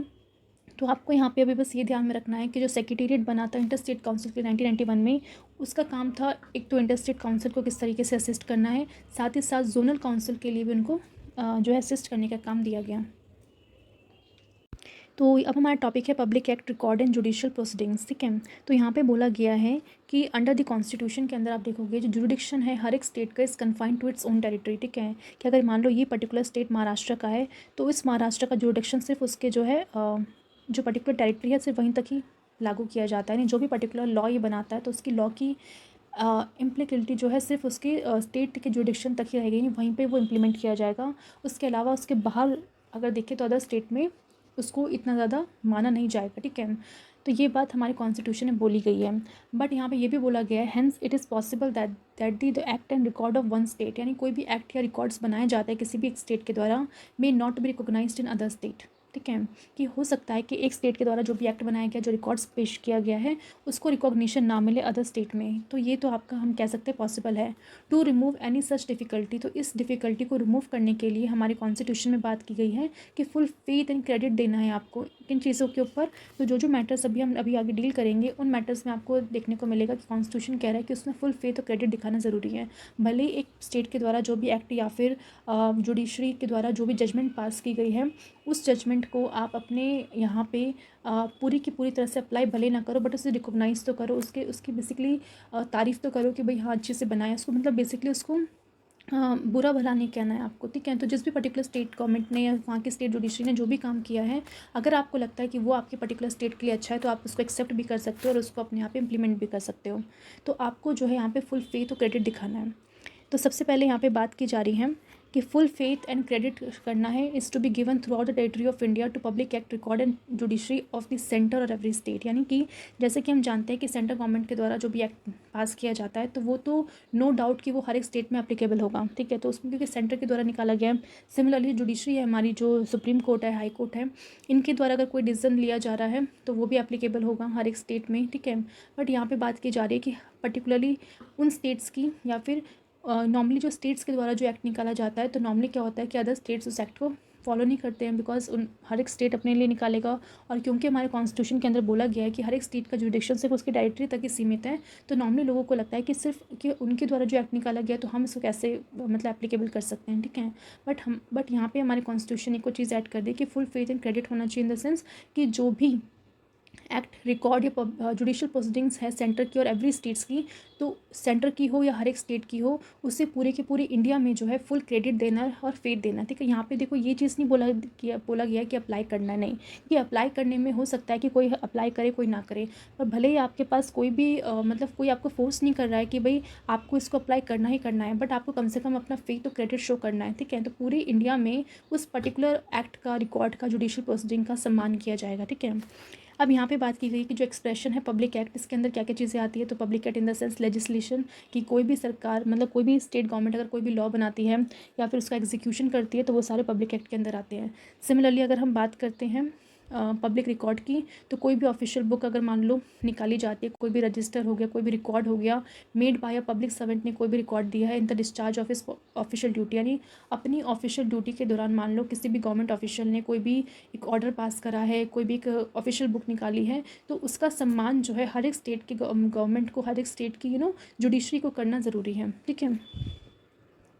देन यहाँ पे बोला गया है कि क्या मैनर होगा, नहीं क्या प्रोसीजर होगा, क्या क्या कंडीशंस होगी जिसके थ्रू वो पर्टिकुलर एक्ट, रिकॉर्ड या प्रोसीडिंग को इफेक्ट में लाया जाएगा। तो उसके लिए जो लॉ बनाने का काम जो हमारे पार्लियामेंट को दिया हुआ है, कि पार्लियामेंट बेसिकली एक पर्टिकुलर लॉ पास करके बता सकती है कि किस तरीके से उस एक्ट को, उस पॉलिसी को, उस रिकॉर्ड को किस तरीके से इफेक्ट में लाना है, ठीक है। तो इफेक्ट में लाने के लिए क्या उसका प्रोसीजर क्या है, क्या कंडीशन है, उसके लिए जो है पार्लियामेंट लॉ ला सकता है, ठीक है। This means that the general rule जो होगा mentioned above is subject to the power of parliament to lay down the mode of proof, कि किस तरीके का प्रूफ होना चाहिए, एज वेल एज का इफेक्ट होना चाहिए उन एक्ट, रिकॉर्ड और प्रोसीडिंग का of one state in another state, ठीक है। तो ये काम हमारे पार्लियामेंट का है कि भाई अब उस एक्ट और रिकॉर्डिंग वगैरह तो भाई एक स्टेट ने अपनी कर दी है, मतलब एक स्टेट के द्वारा ला दी है, तो किस तरीके से उस पर्टिकुलर एक्ट और रिकॉर्डिंग को आपको यूज़ करना है अदर स्टेट में, तो उसके लिए हमारे पार्लियामेंट के पास पावर है कि वो लॉ ला सकता है और फिर उसे इफेक्ट में ला सकता है। नेक्स्ट यहाँ पे बोला जा रहा है कि जो फाइनल जजमेंट्स होते हैं या फिर जो ऑर्डर्स होते हैं सिविल कोर्ट के इन एनी पार्ट ऑफ इंडिया, मतलब इंडिया के किसी भी पार्ट में जो भी सिविल कोर्ट है, उन सिविल कोर्ट के द्वारा जो भी जजमेंट्स दी गई हैं, कोई भी ऑर्डर पास किया गया है, तो वो कैपेबल है of execution anywhere in the India. तो उसका एग्जीक्यूशन आप इंडिया के किसी भी कोने में आप कर सकते हो। कि यानी अगर मान लो राजस्थान की जो जुडिशरी है या फिर राजस्थान में जो सिविल कोर्ट है, उसके द्वारा अगर मान लो कोई जजमेंट पास किया गया है, कोई ऑर्डर निकाला गया है, तो उस जजमेंट और उस ऑर्डर का जो कैपेबल है, यानी उसका एग्जीक्यूशन आप किसी भी स्टेट में कर सकते हो, ठीक है, without the necessity of fresh suit upon the judgment, यानी बिना किसी ज़रूरत के कि आपको एक नया सूट फाइल करना पड़ेगा, नया जजमेंट की ज़रूरत नहीं है, उस पुराने जजमेंट को आप यूज़ कर सकते हो और उसे इंप्लीमेंट कर सकते हो इंडिया के किसी भी कोने में। देन यहाँ पे बोला गया है कि the rule applies only to civil judgment, ठीक है। तो इसमें भी हमें ध्यान रखना पड़ेगा कि ये सिर्फ सिविल जजमेंट पे ही अप्लाई किया जाता है, नॉट द क्रिमिनल जजमेंट, ठीक है। क्योंकि हो सकता है कि एक स्टेट के अंदर जो एक क्राइम है उसकी अलग सज़ा हो, दूसरे स्टेट में उस पर्टिकुलर क्राइम की अलग सज़ा हो, ठीक है। कोई क्राइम में मान लो मतलब जो फ़ाइन दिया जाता है वो कम फ़ाइन हो, किसी में ज़्यादा फ़ाइन हो, तो उस केस में हम ये नहीं कह सकते कि भाई राजस्थान की जो क्रिमिनल जुडिशरी है उसने तो भाई इस पर्टिकुलर चोरी की सज़ा मान लो 2 साल की रखी हुई है, सिमिलरली जो केरला है उसने चोरी की सज़ा मान लो 5 साल की रखी हुई है। तो इस तरीके की चीज़ें नहीं होनी चाहिए वहाँ पे, सभी को जो है सिमिलरली एग्जीक्यूशन करना है, तो ये बेसिकली पॉसिबल नहीं है, ठीक है। तो क्रिमिनल जजमेंट से केस में अगर मान लो कोई भी जुडिशरी क्रिमिनल जजमेंट, मतलब जो स्टेट जुडिशरी की बात की जा रही है कि जो स्टेट के जो क्रिमिनल कोर्ट्स होते हैं उस कोर्ट के, मतलब यहाँ पे आपको ये भी ध्यान रखना है कि जो क्रिमिनल मैटर्स की हम बात कर रहे हैं वो ज़्यादा बड़े वाले क्रिमिनल मैटर्स नहीं है, बिकॉज जो बड़े वाले क्रिमिनल मैटर्स होंगे तो जो हमारे IPC एक्ट है उसके थ्रू उसका जो है बेसिकली उसके थ्रू बेसिकली पनिशमेंट दी जाती है, ठीक है, बिकॉज वो हाईली क्रिमिनल मैटर्स होते हैं। वो जो छोटे मोटे क्रिमिनल क्राइम्स होते हैं उस केस में हम कह सकते हैं कि जो स्टेट की जो क्रिमिनल कोर्ट होती हैं उनके द्वारा जो डिसाइड किया जाता है किस तरीके से किसको कितना जो है सज़ा मिलनी चाहिए। तो उस केस में हो सकता है कि एक स्टेट की जो क्रिमिनल कोर्ट है उसने जो जजमेंट दिया हो, उसने जो ऑर्डर पास किया हो, तो उस केस में हम ये नहीं कहेंगे कि उस पर्टिकुलर जजमेंट, उस पर्टिकुलर ऑर्डर को हर एक स्टेट में आपको इम्प्लीमेंट करना है, ठीक है। तो ये आपको मेजर फैक्टर ध्यान में रखना है कि सिर्फ सिविल जजमेंट्स को ही आप पूरे देश में अप्लाई करने के लिए बोल सकते हैं, बट क्रिमिनल जजमेंट्स को नहीं। देन यहाँ पे बोला जा रहा है does not require the court of a state to enforce the penal laws of another state, यानी जो भी पिनल लॉज हैं उस केस में आप किसी को भी फोर्स नहीं कर सकते कि आपको अदर स्टेट्स को कि आप भी उन्हीं पिनल लॉज को अपने यहाँ इन्फोर्स करो, ठीक है, बिकॉज सिविल जजमेंट्स जो है हर एक स्टेट के अलग हो सकते हैं, ठीक है। तो अगर क्रिमिनल जजमेंट्स जो है हर एक केस के अलग हो सकते हैं, बट सिविल जजमेंट्स की बात करें तो उसमें तो कोई डिफरेंस देखने को नहीं मिलता। अगर मान लो कोई भी प्रॉपर्टी इशू है या फिर कोई भी डिवोर्स का इशू है, कोई भी मैरिज इशू है, तो उसमें आप क्या डिफरेंस निकाल के लेके आओगे। तो हर एक स्टेट में आप देख सकते हो सेम इशूज़ होते हैं कि भाई मैरिज हो गया और तलाक हो गया तो अब क्या करना है। तो उस केस में अगर मान लो मैरिज, इस सब के केस में अगर कोई भी जजमेंट दिया गया है किसी भी स्टेट के द्वारा, उनके जो सिविल कोर्ट के द्वारा, तो उसको हर एक स्टेट में अप्लाई एग्जीक्यूशन किया जा सकता है, ठीक है, बट क्रिमिनल जजमेंट्स का नहीं किया जा सकता। नेक्स्ट हमारा टॉपिक है inter state trade and commerce की। तो आर्टिकल 301 से लेके 307 हमारा जो पार्ट 13 है ऑफ द कॉन्स्टिट्यूशन, वो बेसिकली डील करता है कि किस तरीके से ट्रेड, कॉमर्स एंड इंटरकोर्स जो है with in the territory of India किस तरीके से किया जाएगा, ठीक है। अब हम बात करते हैं आर्टिकल 301 की। तो आर्टिकल 301 जो है उसने डिक्लेयर्स किया है कि जो भी ट्रेड, कॉमर्स या इंटरकोर्स है, ठीक है, वो through out the territory of India shall be free, यानी इंडिया के हर एक हिस्से में, हर एक स्टेट के अंदर वो पर्टिकुलर ट्रेड जो है फ्री होना चाहिए, कोई भी बैरियर्स वहाँ पे नहीं लगाना, ठीक है। तो the object of this provision is to break, यानी जो ऑब्जेक्ट है, यानी जो मेन ऑब्जेक्टिव है इस आर्टिकल का वो ये है कि ब्रेक डाउन करना है हर इस बॉर्डर बैरियर्स को between the state and to create one unit with a view to encourage the free flow of trade, commerce and intercourse in the country, ठीक है। यानी कि जो मेन ऑब्जेक्टिव है इस आर्टिकल को लाने का वो ये था कि अगर मान लो दो स्टेट के बीच में अगर मान लो कोई बैरियर सा क्रिएट हो जाता है तो उस बैरियर को तोड़ने का काम करेगा ये आर्टिकल, क्योंकि आर्टिकल का मानना यही है कि फ्री फ्लो होना चाहिए ट्रेड एंड कॉमर्स का पूरी की पूरी टेरिटरी में, ठीक है। अगर फ्री फ्लो होगा तो कहीं ना कहीं हम एक सिंगल यूनिट की तरह काम कर पाएंगे और इस तरीके से हम जो इंकरेज कर सकते हैं अपना फ्लो जो है ट्रेड का, कॉमर्स का, इंटरकोर्स का पूरी कंट्री में, ठीक है। और यहाँ पे जो फ्रीडम की बात की गई है under this provision is not confined to inter state, यानी कि जो फ्रीडम है होनी चाहिए ट्रेड की वो सिर्फ इंटर स्टेट ही नहीं होनी चाहिए, इंट्रा स्टेट भी होनी चाहिए, ठीक है। तो यहाँ पे आप देखोगे दो वर्ड आपको देखने को मिलेगा, ठीक है। तो सबसे पहला आप देख सकते हैं यहाँ पे इंटर स्टेट की बात की गई है, ठीक है, और दूसरे में इंट्रा स्टेट की। तो यहाँ पे इंटर स्टेट का मतलब होता है दो स्टेट के बीच में, यानी एक स्टेट से दूसरे स्टेट के बीच में, और इंट्रा का बेसिकली मतलब होता है एक पर्टिकुलर स्टेट के अंदर, ठीक है। तो इंटर स्टेट ट्रेड मतलब है एक स्टेट और दूसरे स्टेट के बीच, जैसे मान लो राजस्थान हो गया और हिमाचल प्रदेश हो गया, तो इन दोनों स्टेट्स के बीच में ट्रेड होना चाहिए। इंट्रा स्टेट मतलब मान लो राजस्थान के अंदर जितनी भी सिटीज़ आ रही हैं उन सिटीज़ के बीच में ट्रेड होना चाहिए। तो यहाँ पर इस आर्टिकल में जो फ्रीडम की बात की गई है कि एक ट्रेड, कॉमर्स और इंटरकोर्स का फ्रीडम होना चाहिए, तो आपको इस बात का ध्यान रखना पड़ेगा कि यहाँ पे इंट्रा प्लस इंटर दोनों की बात की जा रही है, ठीक है। एंड ये जो आर्टिकल 301 है, it will be violated when restrictions are imposed at the frontier of any state और any prior to subsequent stage पे, ठीक है। और इस आर्टिकल 30 मतलब आर्टिकल जो है 301 को तब वायलेट किया जाएगा अगर मान लो कोई भी स्टेट अगर इस तरीके के कोई रिस्ट्रिक्शंस लगा देती है, कोई बैरियर लगा देती हैं, तब जाके हम कहेंगे कि आर्टिकल 301 का भी वायलेशन हुआ, बिकॉज आर्टिकल 301 तो फ्रीडम की बात करा, अगर वो फ्रीडम की बात करा तो कैसे कोई गवर्नमेंट जो है यहाँ पे इस तरीके से बैरियर इम्पोज कर सकती है कि भाई राजस्थान से आने वाला जो अनाज है भाई हमारे पंजाब में नहीं आएगा। सिमिलरली पंजाब वाले कह रहे हैं कि हमारा मतलब कोई अनाज वहाँ नहीं जाएगा। तो इस तरीके की कोई भी बैरियर्स अगर मान लो कोई भी स्टेट गवर्नमेंट लगा रही है तो माना जाएगा कि वो 301 का वॉल्यूशन किया जा रहा है, ठीक है। देन यहाँ पे बात की जा रही है कि जो फ्रीडम गारंटीड की गई है बाय आर्टिकल 301, ठीक है। तो आर्टिकल 301 के तहत जो भी फ्रीडम यहाँ पे गारंटीड की गई है उसमें आपको देखने को मिलेगा कि ये फ्रीडम आपको हर एक रिस्ट्रिक्शन से आपको आज़ाद कर रही है। मतलब कोई भी रिस्ट्रिक्शन से आपको फ्रीडम दी जा रही है except those are provided for in the other provisions article 302 to 305, ठीक है। तो आर्टिकल 301 में जो फ्रीडम की बात की गई है उस फ्रीडम में आपको कोई भी रिस्ट्रिक्शंस देखने को नहीं मिलेगी एक्सेप्ट वो रिस्ट्रिक्शन जो रिस्ट्रिक्शन 302 से लेकर 305 में मेंशन की गई हैं इन्हें छोड़ के। यानी जो जो रिस्ट्रिक्शंस की बात आर्टिकल 302 से 305 के अंदर बोली गई हैं सिर्फ वही रिस्ट्रिक्शन जो है यहाँ पे काम की जाएंगी। इसके अलावा कोई और रिस्ट्रिक्शन जो इस फ्रीडम को नहीं ब्रेक कर सकती। तो जो आर्टिकल 302 से 305 तक जो भी रिस्ट्रिक्शंस की बात की गई है वो पार्ट 13 ऑफ द कॉन्स्टिट्यूशन में बोली गई है। यानी हम कह सकते हैं कि एज सच कोई रिस्ट्रिक्शंस जो है लगाया नहीं जा सकता इस फ्रीडम ऑफ मूवमेंट ट्रेड में। बट अगर रिस्ट्रिक्शंस अगर लगाई भी जाएगी तो वो आर्टिकल 302 से लेकर 305 में जो जो प्रोविजंस दे रखे उसी प्रोविजन के थ्रू रिस्ट्रिक्शंस लगाए जा सकते हैं freedom of trade commerce and intercourse में। अदरवाइज़ कोई और रिस्ट्रिक्शंस यहाँ पे नहीं लगाए जा सकते, ठीक है। और वो जो भी रिस्ट्रिक्शंस है वो कहीं ना कहीं हमारे जो पार्ट 13 है कॉन्स्टिट्यूशन का उसमें भी लिखे गए हैं। तो सबसे पहले रिस्ट्रिक्शंस की हम बात करते हैं। जो बोला गया है कि पार्लियामेंट जो है वो इम्पोज कर सकता है restrictions on the freedom of trade commerce intercourse between the state और with in the state in the public interest, ठीक है। यानी अगर पार्लियामेंट को लगता है कि अगर मान लो जो भी ट्रेड किया जा रहा है वो कहीं ना कहीं पब्लिक इंटरेस्ट में नहीं है या फिर कुछ भी प्रॉब्लम्स आ रही हैं तो उस केस में वो चाहे तो उस फ्रीडम ऑफ ट्रेड कॉमर्स और इंटरकोर्स में कुछ रिस्ट्रिक्शंस लगा सकता है।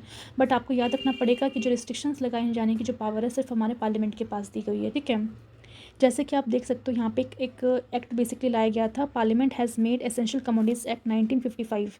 तो इस एक्ट में आपको देखने को मिलेगा कि द सेंट्रल गवर्नमेंट जो है कहीं ना कहीं कंट्रोल कर रही थी the production supply and distribution of certain essential commodities like petrol coal iron steel को, ठीक है। तो इन इन ये जो काफ़ी एसेंशियल चीज़ें होती हैं इनको बेसिकली क्या कर रही थी वो, इनका जो ट्रेड है उन्होंने कंट्रोल कर लिया था कि भाई इस इन चीज़ों का जो ट्रेड जो है मतलब फ्रीली नहीं किया जाएगा, ठीक है। बिकॉज इस सेंटर ने इसको एसेंशियल कमोडिटीज़ एक्ट के अंदर जो है कहीं ना कहीं डाल दिया है। तो अगर मान लो इसका अगर ट्रेड किया जाएगा तो सेंटर अगर परमिशन देता तभी हो सकता है, अदरवाइज़ इनको फ्रीली जो है ट्रेड नहीं किया जा सकता।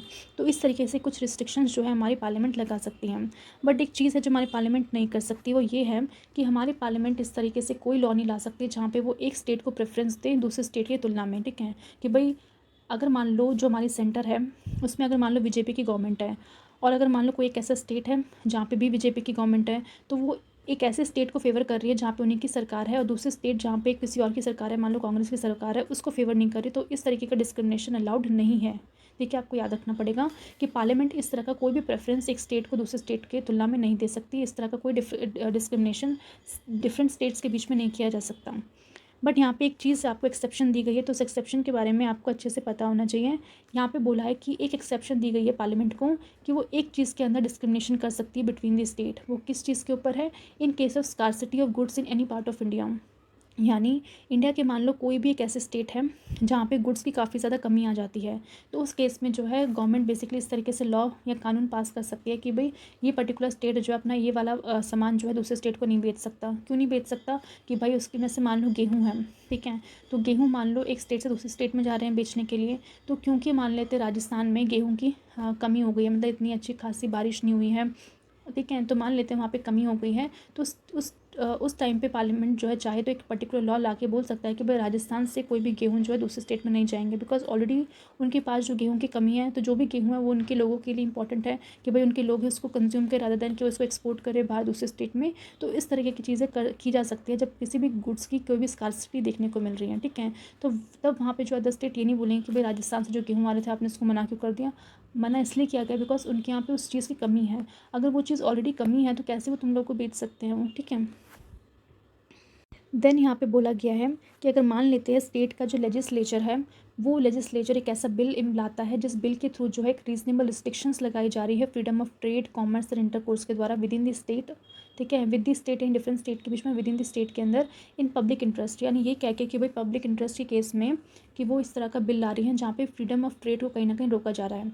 तो उस बिल को पास करने से पहले जब भी बिल को इंट्रोड्यूस किया जाएगा लेजिस्लेचर में ओनली विद द प्रायर कार्य सेंक्शन ऑफ प्रेसिडेंट, यानी उस बिल को लेजिस्लेचर में लाने से पहले प्रेसिडेंट की सहमति ली जाएगी, ठीक है। यानी बिना प्रेसिडेंट की सहमति के बिना वो पर्टिकुलर बिल जो कहीं ना कहीं किसी ट्रेड, कॉमर्स और इंटरकोर्स को रिस्ट्रिक्ट कर रहा है, रोक रहा है, उस बिल को इंट्रोड्यूस नहीं कर सकती स्टेट लेजिस्लेचर अपने लेजिस्लेचर के अंदर, ठीक है। नेक्स्ट यहाँ पे बोला गया है कि further state legislature can give preference to one state over another, अच्छा कैन नॉट गिव, ठीक है। सिमिलरली हमारा जो स्टेट लेजिस्लेचर है वो भी जो है इस तरीके से कोई भी कानून नहीं ला सकते जहाँ पे वो एक स्टेट को प्रेफरेंस करे ओवर दी अनदर। इस तरह का डिस्क्रिमिनेशन नहीं हो सकता कि भाई राजस्थान का है कि भाई मैं तो अपना ट्रेड से पंजाब के साथ ही करूँगा और एमपी के साथ नहीं करूँगा, या फिर एमपी बोले कि भाई मैं अपना स्टेट जो है हरियाणा के साथ ही करूँगा, बिहार के साथ नहीं करूँगा। तो इस तरीके का डिस्क्रिमिनेशन कोई भी स्टेट का लेजिस्लेचर नहीं कर सकता, ठीक है। नेक्स्ट यहाँ पे बोला गया है कि अगर स्टेट लेजिस्लेचर चाहे तो वो इम्पोज कर सकती है उन गुड्स के ऊपर imported from the other state. यानी अगर मान लो पंजाब है, ठीक है, और एक तरफ मान लेते हैं दिल्ली है, तो पंजाब एक स्टेट है, दिल्ली एक यूनियन टेरिटरी है। अब हम लेते हैं एग्जांपल राजस्थान का, ठीक है। तो अगर राजस्थान की जो स्टेट लेजिस्लेचर है और जो सामान मान लेते हैं पंजाब से राजस्थान आ रहा है, और जो भी सामान, जो भी गुड्स पंजाब से राजस्थान में आ रहा है, तो राजस्थान उस पर टैक्स इम्पोज कर सकती हैं। जो टैक्स जो है पंजाब की सरकार अपने गुड्स में इम्पोज करती है, यानी पंजाब के अंदर, पंजाब के यहाँ जो भी गुड को मैन्युफैक्चर किया जाता है, उस पर्टिकुलर गुड को मैन्युफैक्चर के बाद जो है पंजाब की गवर्नमेंट ने मान लेते उस चीज़ के ऊपर टैक्स लगा रखा है कि भाई इस चीज़ को अगर बनाओगे तो आपको इतना % टैक्स देना पड़ेगा, ठीक है। अब वो सामान मान लेते हैं पंजाब की सरकार बेच रही है किसको, या फिर कह सकते हैं जो राजस्थान की सरकार है उस सामान को इंपोर्ट कर रही है पंजाब से, तो वो भी चाहे तो उस पर्टिकुलर चीज़ पर टैक्स लगा सकती है, बट आपको टैक्स उतना ही लगाना पड़ेगा जितना जितना टैक्स जो है उस स्टेट की गवर्नमेंट ने लगाया है। यानी जितना टैक्स पंजाब ने अपने यहाँ पे अपनी उस पर्टिकुलर गुड पे लगाया है उतना ही टैक्स जो है आप लगा सकते हो जो सामान इंपोर्ट कर रहा है, ठीक है। सिमिलरली जो दिल्ली से मान लो कोई सामान आया है, उस सामान में मानो दिल्ली की गवर्नमेंट ने कोई टैक्स लगा रखा है, तो सिमिलरली जो राजस्थान है वो भी टैक्स लगा सकता है, ठीक है। बट आपको ये ध्यान में रखना पड़ेगा कि आपको कोई भी डिस्क्रिमिनेटेड टैक्स को इम्पोज नहीं करना है कि भाई दिल्ली की सरकार ने तो भाई 5% का टैक्स लगा रखा है और आप 20% का टैक्स लगा रहे हो, तो डिस्क्रिमिनेटेड टैक्स नहीं होना चाहिए। बस एक स्टेट में आप इतना सस्ता मिल रहा है, दूसरी स्टेट में आप इतना महंगा कर दो, सामान आपका सेम ही और एक ही जगह से आ रहा है, तो इस तरह का डिस्क्रिमिनेशन नहीं कर सकती कोई भी स्टेट गवर्नमेंट। देन यहाँ पे बोला गया है कि जो फ्रीडम है अंडर आर्टिकल 301, ठीक है, तो 301 के अंदर जो भी फ्रीडम की यहाँ पे बात की गई है, it is subjected to the nationalisation laws, that is laws providing for the monopolies in favour of the central government और द स्टेट। यानी कि हमारी जो सेंट्रल गवर्नमेंट है कोई भी पर्टिकुलर ट्रेड पे अपनी मोनोपोली अगर इस्टेब्लिश कर रही है, कि जैसे मान लो आज के डेट में मान लो न्यूज़पेपर है, तो न्यूज़पेपर का ट्रेड होता है, एक जगह से दूसरी जगह न्यूज़पेपर जाते हैं, बट कल को अगर मान लो सेंट्रल गवर्नमेंट चाहे तो उस पर मोनोपोली इस्टेब्लिश कर सकती है कि भाई ये तो न्यूज़पेपर नेशनलाइज हमने कर दिया बिकॉज ये काफ़ी इंपॉर्टेंट था, लोगों की मतलब पब्लिक इंटरेस्ट में था, इसलिए अगर उसका नेशनलाइजेशन कर दिया जाएगा सेंट्रल गवर्नमेंट के द्वारा, तो कल को उस पर्टिकुलर ट्रेड पे जो है सिर्फ और सिर्फ सेंट्रल गवर्नमेंट की मोनोपोली होगी, कोई और उस पर ट्रेड नहीं कर पाएगा, ठीक है। कोई और ट्रेड नहीं कर पाएगा तो इट मीन्स लोग कह सकते हैं कि भाई आपने अपनी मोनोपोली इस्टेब्लिश कर लिया, यानी आप उस पर्टिकुलर चीज़ का आप ट्रेड नहीं होने दे रहे हो, तो उस केस में हम ये नहीं कह सकते कि इस चीज़ के ऊपर कि आप कैसे फ्रीडम ऑफ ट्रेड को रोक सकते हो, ठीक है। तो ये पर्टिकुलर चीज़ जो है आर्टिकल 301 के अंदर ये नहीं कहा जाएगा कि उसका रिस्ट्रिक्शन किया जा रहा है, बिकॉज सेंट्रल गवर्नमेंट जो भी काम कर रही है वो नेशन के इंटरेस्ट में है, तो इसलिए उसको ये नहीं माना जाएगा कि उस पर्टिकुलर ट्रेड में जो है रिस्ट्रिक्शन लगा रही है गवर्नमेंट उस पर मोनोपोली इस्टेब्लिश करके। और आपको यहाँ पे कुछ चीज़ ध्यान में रखना पड़ेगा कि सिर्फ सेंट्रल गवर्नमेंट के साथ साथ स्टेट गवर्नमेंट के पास भी पावर है कि वो अपनी स्फेयर के अंदर अगर मान लो कोई भी एक ऐसी ट्रेड होता है, कोई भी ऐसा बिजनेस है, कोई भी ऐसी इंडस्ट्री है, कोई भी ऐसी सर्विस है जो की जा रही है, तो उस केस में वो चाहे तो उस पर्टिकुलर ट्रेड पे, बिजनेस पे जो अपनी मोनोपोली इस्टेब्लिश कर सकती हैं, ठीक है। और जो भी वो मोनोपोली इस्टेब्लिश करेंगे वो उस बेसिस पे होगा कि भाई नेशनलाइजेशन का इशू है या फिर पब्लिक इंटरेस्ट में है, तो उस केस में जो है वो गवर्नमेंट कर सकती है, ठीक है। तो ये नहीं कहा जाएगा कि उस पर्टिकुलर ट्रेड में आप रिस्ट्रिक्शन लगा रहे हो तो कहीं ना कहीं वो वॉयलेशन माना जाएगा आर्टिकल 301 का, तो ये नहीं कह सकते, ठीक है। तो ये हमने देखा। उसके बाद आप देख सकते हो कि जो बोला गया है कि जो हमारी पार्लियामेंट है वो अपॉइंट कर सकती है appropriate authority for carrying out the purpose of the above provisions, यानी जो भी ऊपर प्रोविजंस लिखे गए हैं उस प्रोविजंस को फुलफिल करने के लिए एक एप्रोप्रिएट अथॉरिटी को बना सकती है, सो दैट वो फ्रीडम ऑफ ट्रेड, कॉमर्स और इंटरकोर्स जो है उसका ध्यान रखे कि भाई वो चीज़ होना चाहिए, उस पर कुछ रिस्ट्रिक्शन लगानी हो तो उसका भी ध्यान रखे, ठीक है। बट हम देखते हैं कि पार्लियामेंट जो है उसको जो है कुछ पावर्स भी दे सकती हैं, कुछ ड्यूटीज़ भी दे सकती हैं। यानी जो भी अथॉरिटी को वहाँ पे बिठाया जाएगा ये चेक करने के लिए कि जो जो चीज़ें ऊपर बोली गई हैं, रिस्ट्रिक्शंस लगाई गई हैं, तो उस रिस्ट्रिक्शंस का पालन होना चाहिए। साथ ही साथ उस अथॉरिटी कुछ पावर्स दी जाएंगी कि भाई आपके पास कुछ पावर्स होने चाहिए, सो दैट आप ऐसे ऐसे काम कर सको। आप पे कुछ ड्यूटी भी आपको असाइन की जा सकती है। तो ये सारी पावर पार्लियामेंट को दी गई कि इस तरीके से कोई भी अप्रोप्रिएट अथॉरिटी को वो स्टैब्लिश कर सकती हैं। बट हम देखेंगे कि एज सच अभी कोई अथॉरिटी को स्टैब्लिश नहीं किया गया है इंडिया में। तो ऐसी कोई अथॉरिटी आपको नहीं दिखेगी जो इन सब चीज़ों के ऊपर काम कर रही हो। बट अगर देखें यहाँ पे बात की गई कि यूएसए में आपको इस तरह की अथॉरिटी देखने को मिलेगी जो है इंटरस्टेट कॉमर्स कमीशन। तो यूएसए में इस तरह की अथॉरिटी है, बट इंडिया में अभी तक ऐसी कोई अथॉरिटी स्टैब्लिश नहीं की गई है पार्लियामेंट के द्वारा। नेक्स्ट हमारा टॉपिक है जोनल काउंसिल्स। ठीक है, तो अब जोनल काउंसिल के बारे में हम देखेंगे कि यहाँ पे बोला गया है कि जो जोनल काउंसिल होती है वो स्टैट्यूटरी यानी पार्लियामेंट के द्वारा एक एक्ट पास किया है, उसके थ्रू जोनल काउंसिल को बनाया गया है। बट एक तरह का कॉन्स्टिट्यूशनल बॉडी नहीं है, यानी मैंने कॉन्स्टिट्यूशन में इसको जगह नहीं दी गई है। ठीक है, और हम बात करते हैं हमारा जो जोनल काउंसिल है उसको स्टैब्लिश किसके द्वारा किया गया था। एक एक्ट जो कि पार्लियामेंट के द्वारा बनाया गया था, जो कि क्या नाम है उस एक्ट का, रीऑर्गेनाइजेशन एक्ट यानी स्टेट रीऑर्गेनाइजेशन एक्ट ऑफ 1956 के तहत जोनल काउंसिल को बनाया गया है। और इस एक्ट के थ्रू जो है आप कह सकते हो हमारी कंट्री को डिफरेंट जोन्स में बांट दिया गया है। तो आप देख सकते हो 5 जोन्स में हमारी कंट्री को डिवाइड करके रखा हुआ है। एक तरफ आपको दिखेगा northern, central, eastern, western and southern zones में। ठीक है, and provided a zonal council of each zone. तो हर एक जोन की आपको देखने को मिलेगा जोनल काउंसिल बना रखी है। तो जैसे कि अभी हमने देखा कि इस तरीके का आपने हमारी कंट्री को डिवाइड कर दिया है। नॉर्थ है, साउथ में, ईस्ट और वेस्ट, और बीच में आपका सेंट्रल हो जाएगा। और हर एक उसमें आपको एक एक जोन दिखाई देगा। जैसे नदर्न जोनल काउंसिल हो गई, ईस्टर्न जोनल काउंसिल, इस तरह से सदर्न जोनल काउंसिल हो गई, वेस्टर्न जोनल काउंसिल हो गई और सेंट्रल जोनल काउंसिल हो गई। ठीक है, नेक्स्ट यहाँ पे बोला गया है कि जब भी हम जोनल काउंसिल बनाएंगे तो कुछ बातों का जो है ध्यान में रखना पड़ेगा। पहला कि नेचुरल डिविजन्स क्या है कंट्री की। ठीक है, रिवर सिस्टम किस तरीके से है वो भी ध्यान रखना पड़ेगा। मीन्स ऑफ कम्युनिकेशन कैसा है, culture and linguistic affinity, requirement of economic development, security, law and order. ठीक है, तो ये सारी चीज़ों का ध्यान रखना पड़ेगा, फिर जाके हमें जोन्स को बनाने की बात की गई थी। अब हम बात करते हैं जो ईच जोनल काउंसिल है उसमें कौन कौन से मेंबर्स को रखा गया है। तो सबसे पहले हम बात करते हैं कि जो होम मिनिस्टर है, ठीक है, ऑफ सेंट्रल गवर्नमेंट, यानी सेंट्रल गवर्नमेंट के जो होम मिनिस्टर होंगे वो यहाँ पे एज ए मेंबर की तरह काम करेंगे। इसके अलावा जो चीफ मिनिस्टर्स होंगे हर एक स्टेट्स के, जो भी मान लो हम नॉर्दर्न जोन काउंसिल की बात करते हैं तो नॉर्दर्न जोनल काउंसिल में जो जो स्टेट्स वहाँ पे आते हैं तो उस स्टेट्स के चीफ मिनिस्टर को शामिल किया जाएगा एज ए मेंबर के तौर पर।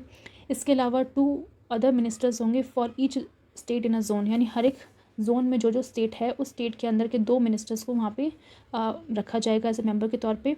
इसके अलावा अगर मान लो उस पर्टिकुलर जोन के अगर कोई अंदर कोई यूनियन टेरिटरी आती है तो उस यूनियन टेरिटरी के एडमिनिस्ट्रेटर को एज ए मेंबर चुना जाएगा। तो ये 4 मेंबर आपको क्लियर हो गई कि होम मिनिस्टर होगा सेंट्रल गवर्नमेंट का, चीफ मिनिस्टर होंगे हर एक स्टेट्स के, 2 अदर मिनिस्टर्स होंगे each state in a zone, and administrator होगा each union territory in a zone.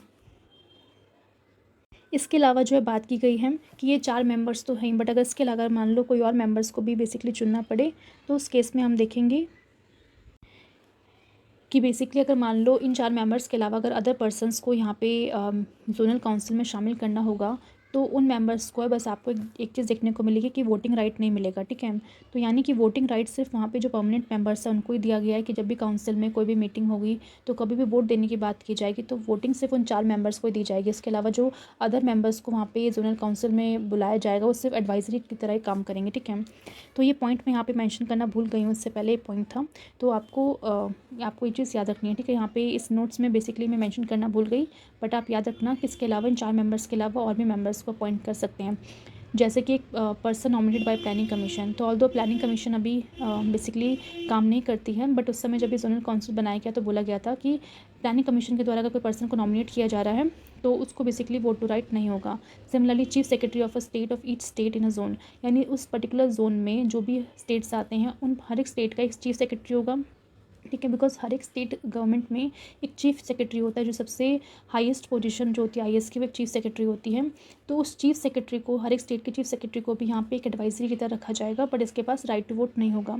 इसके अलावा बात की गई है development commissioner of each state in a zone. ठीक है, तो हर एक जोन के अंदर जो स्टेट है उसके अंदर एक डेवलपमेंट कमिश्नर होंगे तो उसको भी यहाँ पे रखा जाएगा। ठीक है, तो यानी ये 4 मेंबर्स के अलावा ये 3 और मेंबर्स हैं, मेंबर्स मतलब एक्चुअली बोल सकते हैं ये एक एडवाइज़र की तरह काम करेंगे और इनके पास राइट टू वोट नहीं होगा। ठीक है, नेक्स्ट हम बात करते हैं, तो यहाँ पे बेसिकली बोला गया है कि जो होम मिनिस्टर होगा किसका, सेंट्रल गवर्नमेंट का जो होम मिनिस्टर होगा वो एक कॉमन चेयरमैन होगा 5 जोनल काउंसिल का, ठीक है।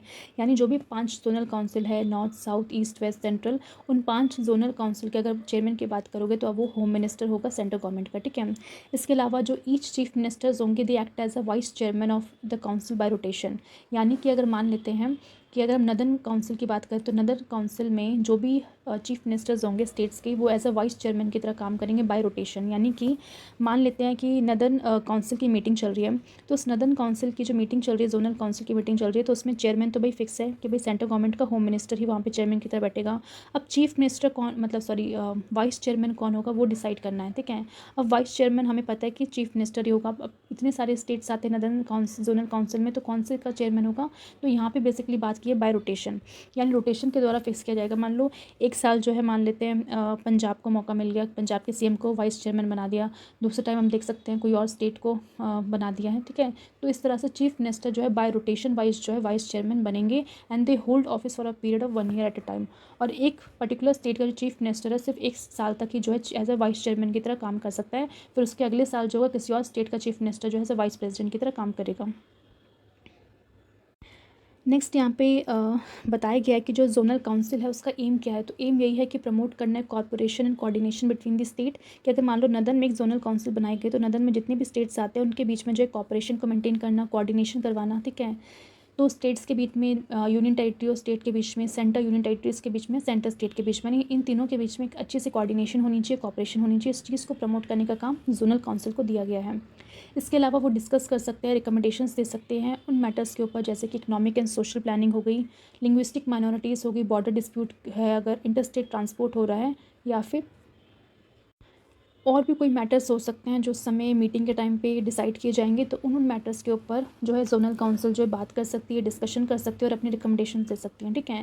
जैसे मान लो नदन जोनल काउंसिल में जो भी स्टेट्स आते हैं, तो नदन स्टेट्स में किस तरीके से इकोनॉमिक डेवलपमेंट करना है, किस तरह से लिंग्विस्टिक माइनॉरिटीज़ अगर वहाँ पे है तो किस तरीके से उन माइनॉरिटीज़ को बचा के रखना है, अगर मान लो कोई बॉर्डर डिस्प्यूट है तो कैसे उस बॉर्डर डिस्प्यूट को सॉल्व करना है, तो वो सब चीज़ों पर यहाँ पर बात की जाएगी, ठीक है।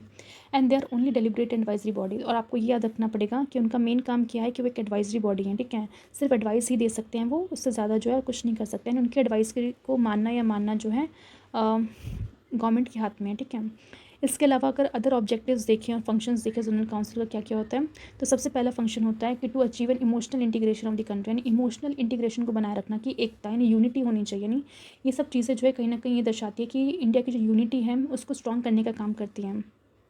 इसके साथ साथ ये हेल्प करेगी इन arresting the growth acute state consciousness, regionalism, linguism and particularist trend।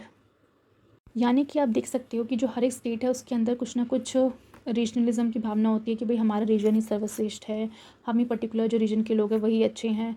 तो इस तरह की चीज़ें जो है कहीं ना कहीं रोकने की कोशिश करेगी, बिकॉज अगर एक नदन स्टेट काउंसिल बनाई गई हैं तो उस नदन काउंसिल में बहुत सारे मतलब जो नदन स्टेट्स है वो शामिल होंगे, तो उन सभी स्टेट का जो कल्चर है वो आपस में मिक्सअप होगा, उनकी जो लैंग्वेजेस है, उनके जो चीज़ें हैं वो मिक्सअप होगी। तो ये सब चीज़ें जब मिक्सअप होंगी तो कह सकते हैं रीजनलिज्म का जो ट्रेंड है वो कम होगा, ठीक है। और जो लिंग्विज्म है कि हमारी भाषा सर्वश्रेष्ठ है और कोई भाषा इस तरह की इंपॉर्टेंट नहीं है, तो ये सारी जो थिंकिंग होती है उस समय लोगों के माइंड में या फिर जो गवर्नमेंट के माइंड में, तो ये कहीं ना कहीं जो है कम होने का मतलब कम की जाएगी इस जोनल काउंसिल का जो एम है उसके थ्रू।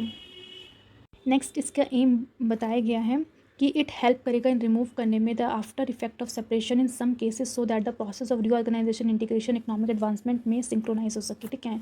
तो आप देखो कि बहुत सारे ऐसे स्टेट्स थे जो बाद में टूट के अलग हो गए थे, चाहे वो आंध्र प्रदेश, तेलंगाना हो या फिर यूपी और उत्तराखंड हो। तो ये जो आफ्टर इफेक्ट्स देखने को मिलता है सेपरेशन का, वो उस इफेक्ट्स को कहीं ना कहीं रिमूव करने का काम करेगा, ठीक है। कि भले ही जिस भी बेसिस पे जो है यूपी और उत्तराखंड का अलग किया गया था, उस बेसिस के ऊपर दोनों स्टेट के बीच में कोई कड़वाहट नहीं आनी चाहिए। अभी भी उनके मन में जो आपस में इंटीग्रेशन होना चाहिए, एक एक इकोनॉमिक एडवांसमेंट के लिए उनका काम होना चाहिए, तो वो फीलिंग जो उनके अंदर रहनी चाहिए, तो उस चीज़ का वो इंश्योर करेगी जोनल काउंसिल। नेक्स्ट यहाँ पे बोला गया है कि इनेबल करेगा centre and the state to cooperate with each other in social economic matters and exchange ideas and experience in order to evolve uniform policies. यानी जो ऐसी पॉलिसीज़ जो कहीं ना कहीं यूनिफॉर्मिटी लेके आती हैं, उन यूनिफॉर्म पॉलिसीज़ को इम्प्लीमेंट करने के लिए, इकोनॉमिक मैटर्स पे बातचीत करने के लिए जो है काफ़ी ज़्यादा कोऑपरेट करेगा सेंटर और स्टेट के बीच में, ठीक है। नेक्स्ट बोला गया है कि टू कॉर्पोरेट करना with each other in successful and speedy execution of major development projects. यानी जो भी बड़े बड़े डेवलपमेंट प्रोजेक्ट्स चलाए जाते हैं, तो उन डेवलपमेंट प्रोजेक्ट्स में सबसे ज़्यादा इंपॉर्टेंट क्या होता है कि वो जल्दी से ख़त्म हो, बिकॉज बहुत टाइम लग जाता है इन प्रोजेक्ट्स को ख़त्म होने के लिए। तो अगर मान लो सेंटर के द्वारा अगर मान लो किसी स्टेट में डेवलपमेंट प्रोजेक्ट चलाया जा रहा है, तो ये जोनल काउंसिल हेल्प करेगी कि किस तरीके से अगर सेंटर और स्टेट के बीच में अगर अच्छे से कॉपरेशन होता है, अच्छे से बातचीत होती है, अच्छे से मतलब म्यूचुअली अंडरस्टैंडिंग होती है, तो जल्दी से वो प्रोजेक्ट जो है इस पर्टिकुलर स्टेट में कंप्लीट हो सकता है। और जैसे ही प्रोजेक्ट अच्छे से स्पीडी वे में कंप्लीट होगा, उसका अच्छे से एग्जीक्यूशन होगा, तो लोगों को भी अच्छे से उसका फ़ायदा देखने को मिल सकता है। नेक्स्ट इसका ऑब्जेक्टिव है to secure some kind of political equilibrium between different regions of the country. ठीक है, तो यानी आप देख सकते हो कि हमारी कंट्री में आज के डेट में आपको डिफरेंट पार्टीज़ आपको देखने को मिलेंगी। ठीक है, हर एक स्टेट में, तो भले ही डिफरेंट पार्टीज़ क्यों ना हो, बट एक पॉलिटिकल इक्विलिब्रियम बनाना बहुत ज़रूरी है। ठीक है, तो ये माइंड में नहीं आने देना है कि भाई सेंटर में बीजेपी है, बाकी स्टेट में आपको कुछ कांग्रेस की पार्टी देखने को मिलेगी, कुछ आम आदमी पार्टी देखने को मिलेगी। तो ये जो थिंकिंग है इसको साइड में रखना है, एक पॉलिटिकल इक्विलिब्रियम को लेके आना है, और वो पॉलिटिकल इक्विलिब्रियम लाने में जो जोनल काउंसिल काफ़ी हेल्प करेंगे। ठीक है, बिकॉज जब वो वहाँ पे बैठेंगे तो उनके माइंड में सिर्फ एक यही होना चाहिए कि किस तरीके से हम अपने रीजन्स का डेवलपमेंट करें, कैसे हम जो है कल्चर को ध्यान में रख के काम करें, और कैसे और ज़्यादा इकोनॉमिक मैटर्स के ऊपर कैसे अपने आइडियाज़ को एक्सचेंज करना है, उन पे ध्यान दें, रादर देन कि हम ये सोचें कि हम डिफरेंट पार्टीज़ के हैं तो हमारी सोच नहीं मिल सकती। नो, उस चीज़ को ना सोचते हुए एक पॉलिटिकल इक्विलिब्रियम को अचीव करना है। नेक्स्ट हम यहाँ देखेंगे कि आपको 5 जोनल काउंसिल तो आपको समझ में आ गई थी। नॉर्दर्न जोनल काउंसिल है, वेस्टर्न है, ईस्टर्न है, सदर्न है और सेंट्रल है।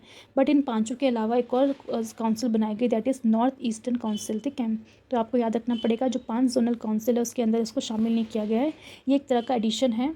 ठीक है, जो भी जोनल काउंसिल है उसके अलावा ये नॉर्थ ईस्टर्न जोनल काउंसिल बनाया गया। ठीक है, एंड इसको जो बनाया गया एक सेपरेट एक्ट के द्वारा बनाया गया पार्लियामेंट के द्वारा, उस एक्ट का नाम है नॉर्थ ईस्टर्न काउंसिल एक्ट 1971। ठीक है, और इसमें आप देखोगे कौन कौन से स्टेट्स आते हैं।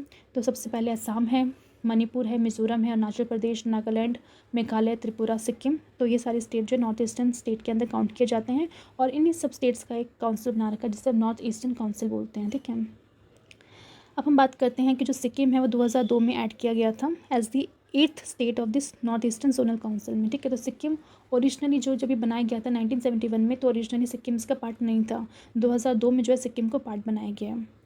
देन अब इसकी बात करते हैं फंक्शन की, तो इसका जो फंक्शन है वो सिमिलर है, जैसे आपको बाकी जोनल काउंसिल के जो फंक्शंस देखने को मिले थे, तो सेम फंक्शंस आपको इनके भी देखने को मिलेंगे। ठीक है, बट कुछ एडिशंस यहाँ पे की गई हैं। पहला, it has to formulate a unified and coordinated regional plan.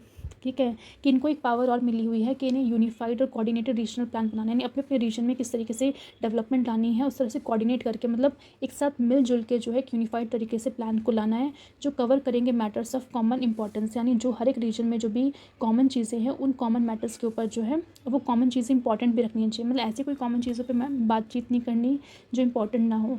तो आपको ये देखना है कि जो भी कॉमन फैक्टर है वो इंपॉर्टेंट होना चाहिए, फिर उस कॉमन फैक्टर के ऊपर जो है उस मैटर के ऊपर आपको प्लान लेके आना है। ठीक है, साथ ही साथ it has to review from time to time the measures taken by the member state for the maintenance of security and public order in the region. ठीक है, और इस काउंसिल का ये भी काम है कि वो टाइम टू टाइम ये चेक करे कि जो भी मेंबर स्टेट है, यानी असम हो गया, मणिपुर, मिजोरम, अरुणाचल प्रदेश, नागालैंड, मेघालय, त्रिपुरा, सिक्किम, तो ये जितने भी मेंबर स्टेट हैं इनके द्वारा जो भी मेजर्स लिए गए हैं कि किस तरीके से अपने एरिया के अंदर सिक्योरिटी को मेंटेन करना है, कैसे पब्लिक ऑर्डर को बनाए रखना है, तो वो मेजर्स जो लिए जा रहे हैं स्टेट के द्वारा वो सही है नहीं है, तो उसको हर टाइम रिव्यू करने की पावर भी इस काउंसिल को दी गई है।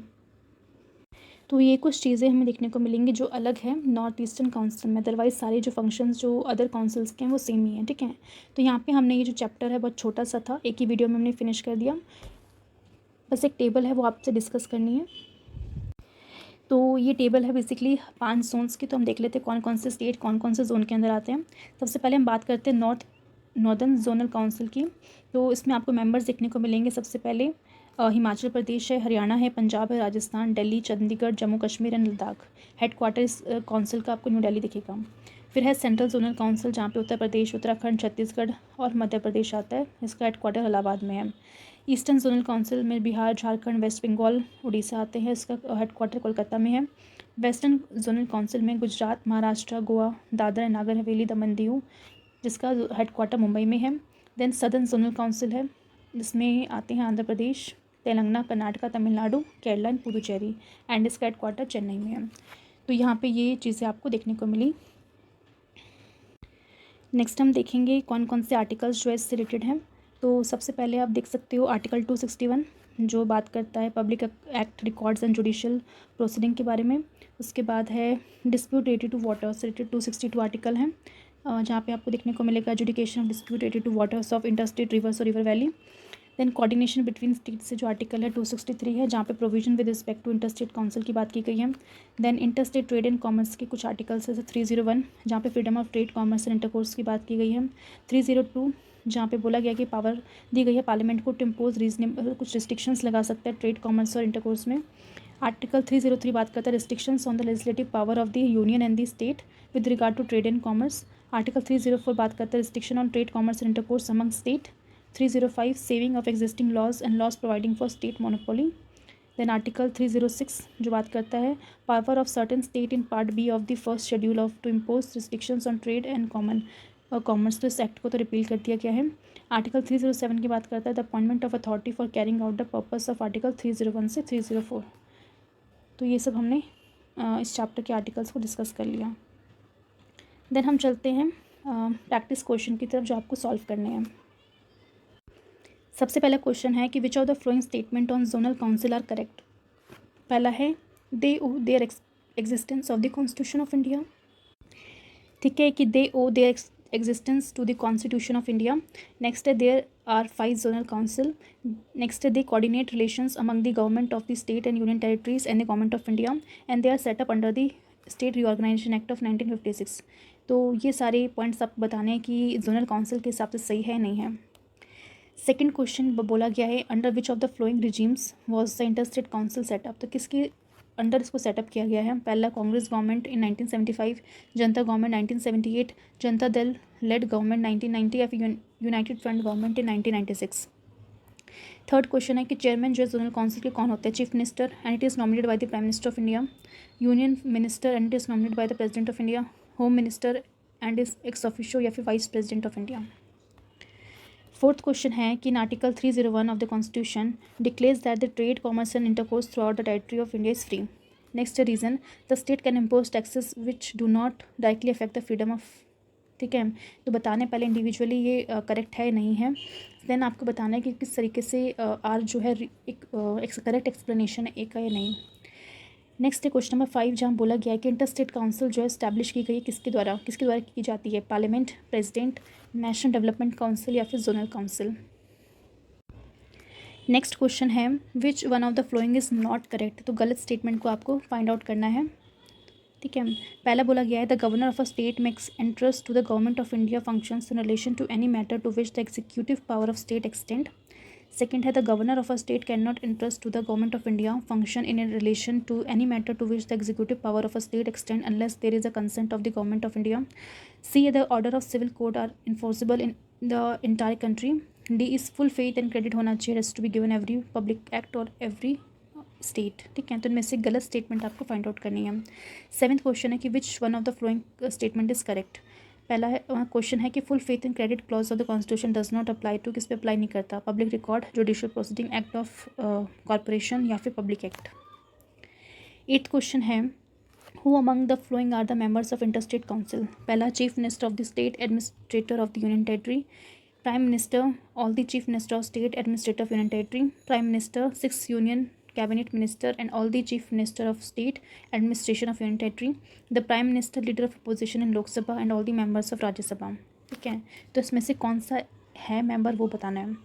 नाइन्थ क्वेश्चन है कि inter state water dispute can be resolve by which one of the flowing, किसके द्वारा रिजॉल्व किया जाता है। सुप्रीम कोर्ट के द्वारा सिर्फ, या फिर यूनियन गवर्नमेंट के द्वारा, या फिर ट्रिब्यूनल जो कि इस्टेब्लिश किया जाता है पार्लियामेंट के द्वारा बाय लॉ, या फिर special court establish by president of India. 10th question है consider the following statement regarding the constitution provision related to the trade commerce and intercourse. पहला है कि द पार्लियामेंट जो है में बाय लॉ इम्पोज कर सकता है restrictions on the freedom of trade commerce and intercourse between one state and another in the public interest. Next है the bill imposing restriction on the freedom of trade commerce intercourse with in the state can not be moved in the state legislature without the sanction of central government. Third है the parliament में enact any law giving और authorise any discrimination to deal with the situation arising from the scarcity of goods in any part of Indian territory. Next है the trade and commerce with in the state is subject of concurrent list. तो इसमें से correct आपको find out करना है। 11th है कि which of the following are the duties of the interstate council created under article 263 of the constitution of India. पहला, inquiry into advising union dispute which may be arising between among state. Second है investigating and discussing subjects in which some or all the states or the union and one or more of the state have common interest. Third is making recommendations upon any such subject for the better coordination of policy and action with respect to the subject. Fourth is ensuring that officers belonging to all India services posted in various states are not punished by the judiciary for act of omission. तो इसमें से आपको correct answer choose करना है।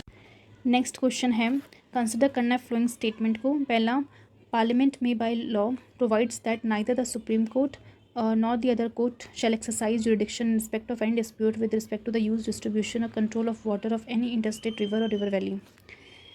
Next बात की जा रही है, river board act 1956 provide for reference of an interstate river dispute for arbitrarily by a water dispute tribunal. तो इनमें से आपको करेक्ट स्टेटमेंट बताना है।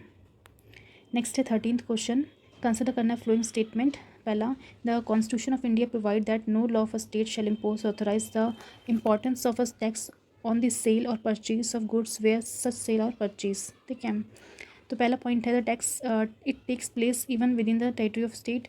Second, takes place in the course of the import of the goods into और export of the goods out of the territory of India. तो correct आपको find out करना है किसमें से सही कौन सा है।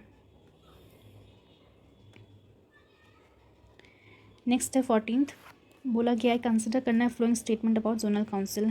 पहला, जोनल काउंसिल को सेटअप किया जाता है under the provision of state reorganisation act.